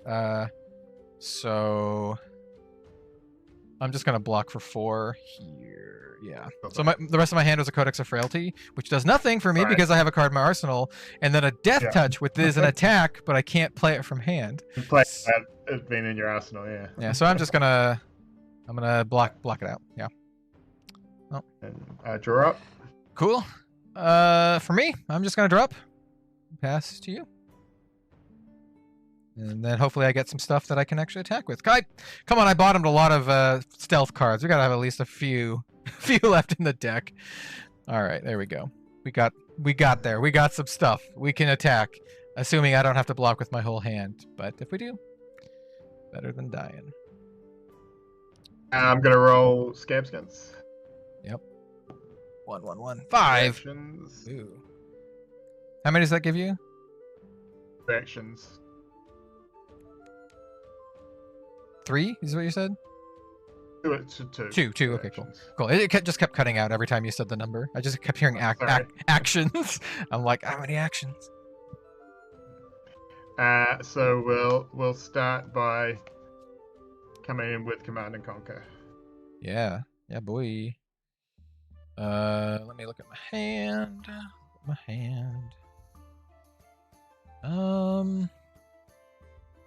You have another action after this? I do have one action after this. Cards in hand. You have like a full grip. You have the 2 cards. I have 2 cards in hand. Yeah. So let's see. I'm at 5.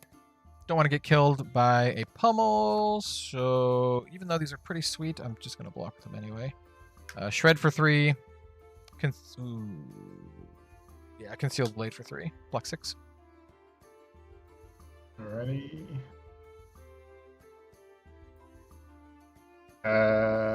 And then I'll pitch that, come in for a red Smash Instinct, so I get to intimidate 1 card. Oh yeah, sure.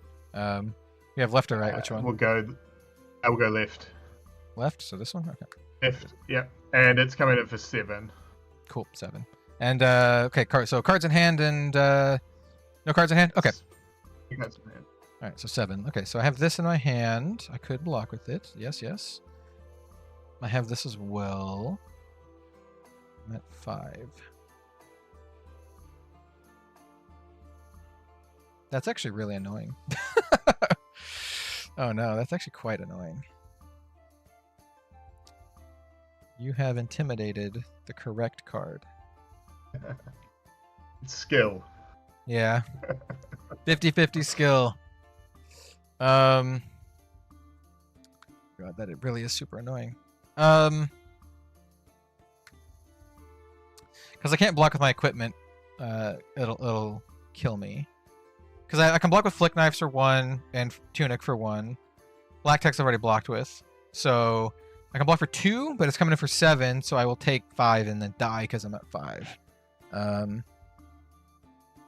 I'd very much like to clear this card from arsenal, and I've made a grave error putting this card in my arsenal. Mistakes have been made. Yeah. I think I had a couple chances to really turn it around, but Did I catch you with Plague Hive in your hand? No.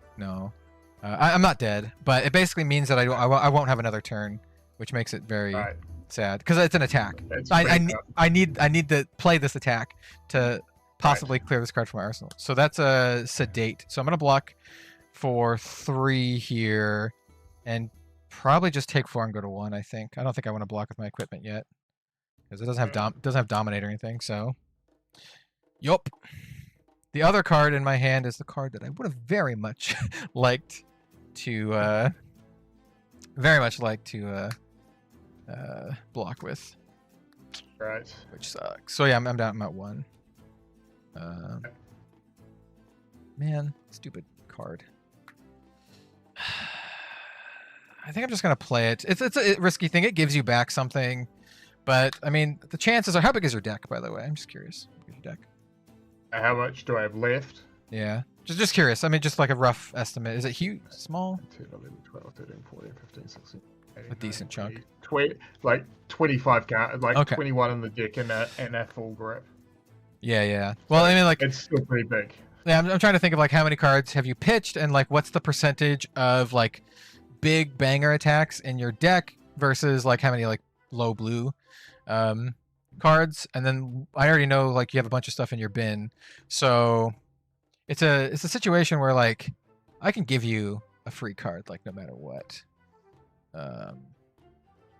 Yeah, whatever. I'm gonna do it. Here, take a card. Pick a card any you like. Here's a Codex of Frailty.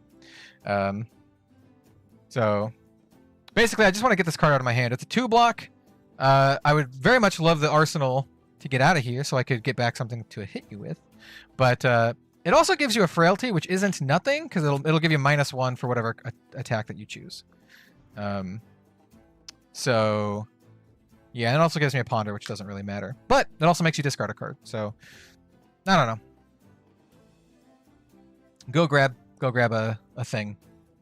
You got like a 2 for 8 in there. You got your CNCs. You got some big stuff. Yeti says hello. I'm gonna get give or take. Really? Okay. Sweet.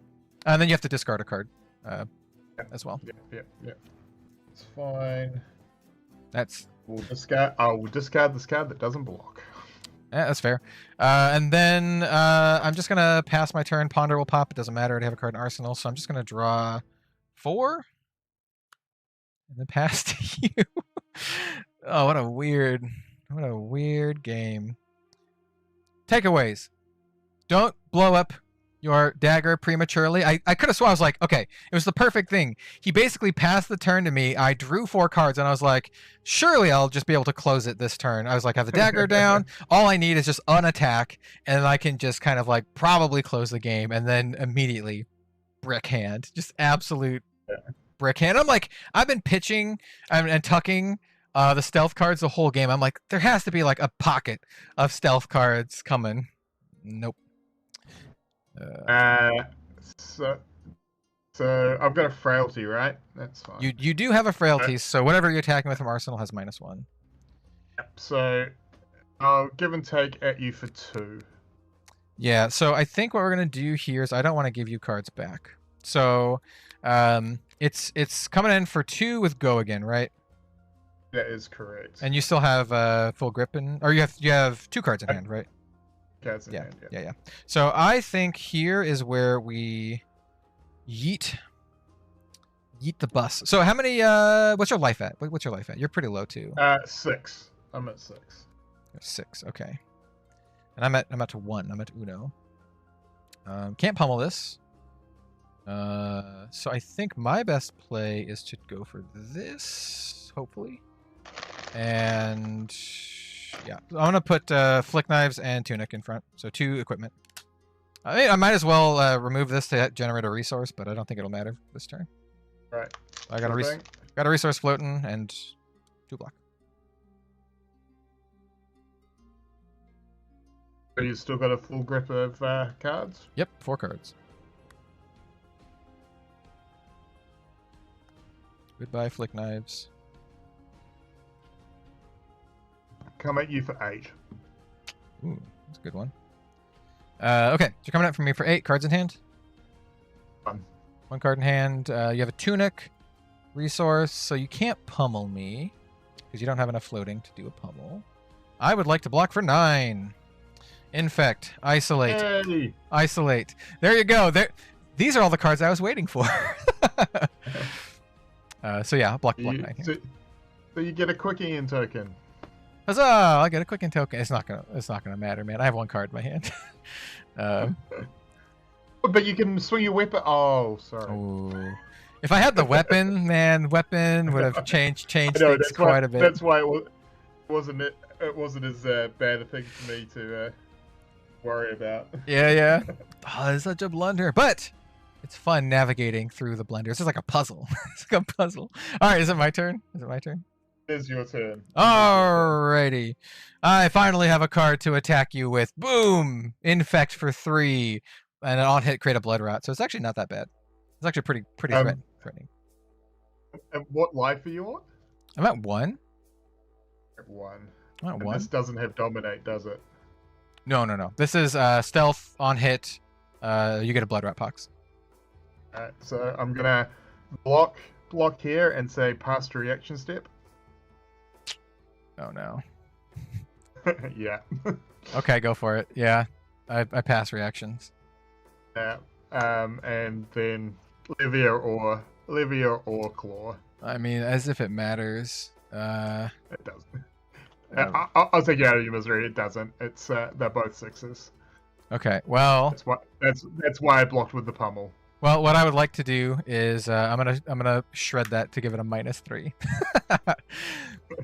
So this shred has been sitting in my arsenal forever. I should not have arsenaled the shred. No, that is a rough card to arsenal. Well, so it was 2 blunders. I shouldn't have thrown the dagger and I shouldn't have arsenaled the thread, because if I at least kept the dagger, I can shred. Shred actually, you can debuff any assassin attack, which includes your assassin dagger. So if I kept the dagger, I could have at least attacked with the dagger and then shredded whatever you tried to block the dagger with, which would have cleaned things up. I think it was at a certain points that I blundered multiple times where I could have had very, very good turns and possibly pulled it back. I think so. the turn that swung it for me was the turn that you knifed the second dagger, and I had the Oasis Respite to stop the attack, because I don't think you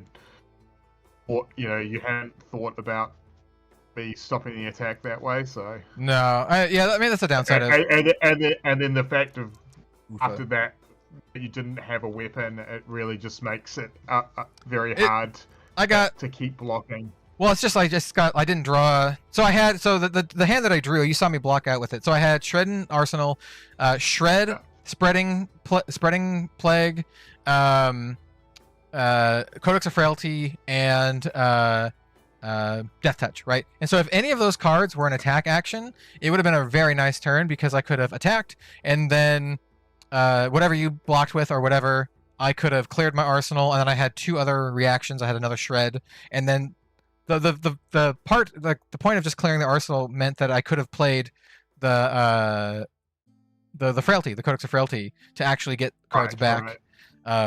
Yeah. So I was like, that was the big thing. That whiff draw like wrecked me, and it like gave you 2 full turns, because I had to just pass. You had a turn, and then I had to draw up and pass again. So it's just like, yeah, that was rough. So. Anyway, lessons learned. I haven't played in a while. So, bottom card was the Plague Hive, though.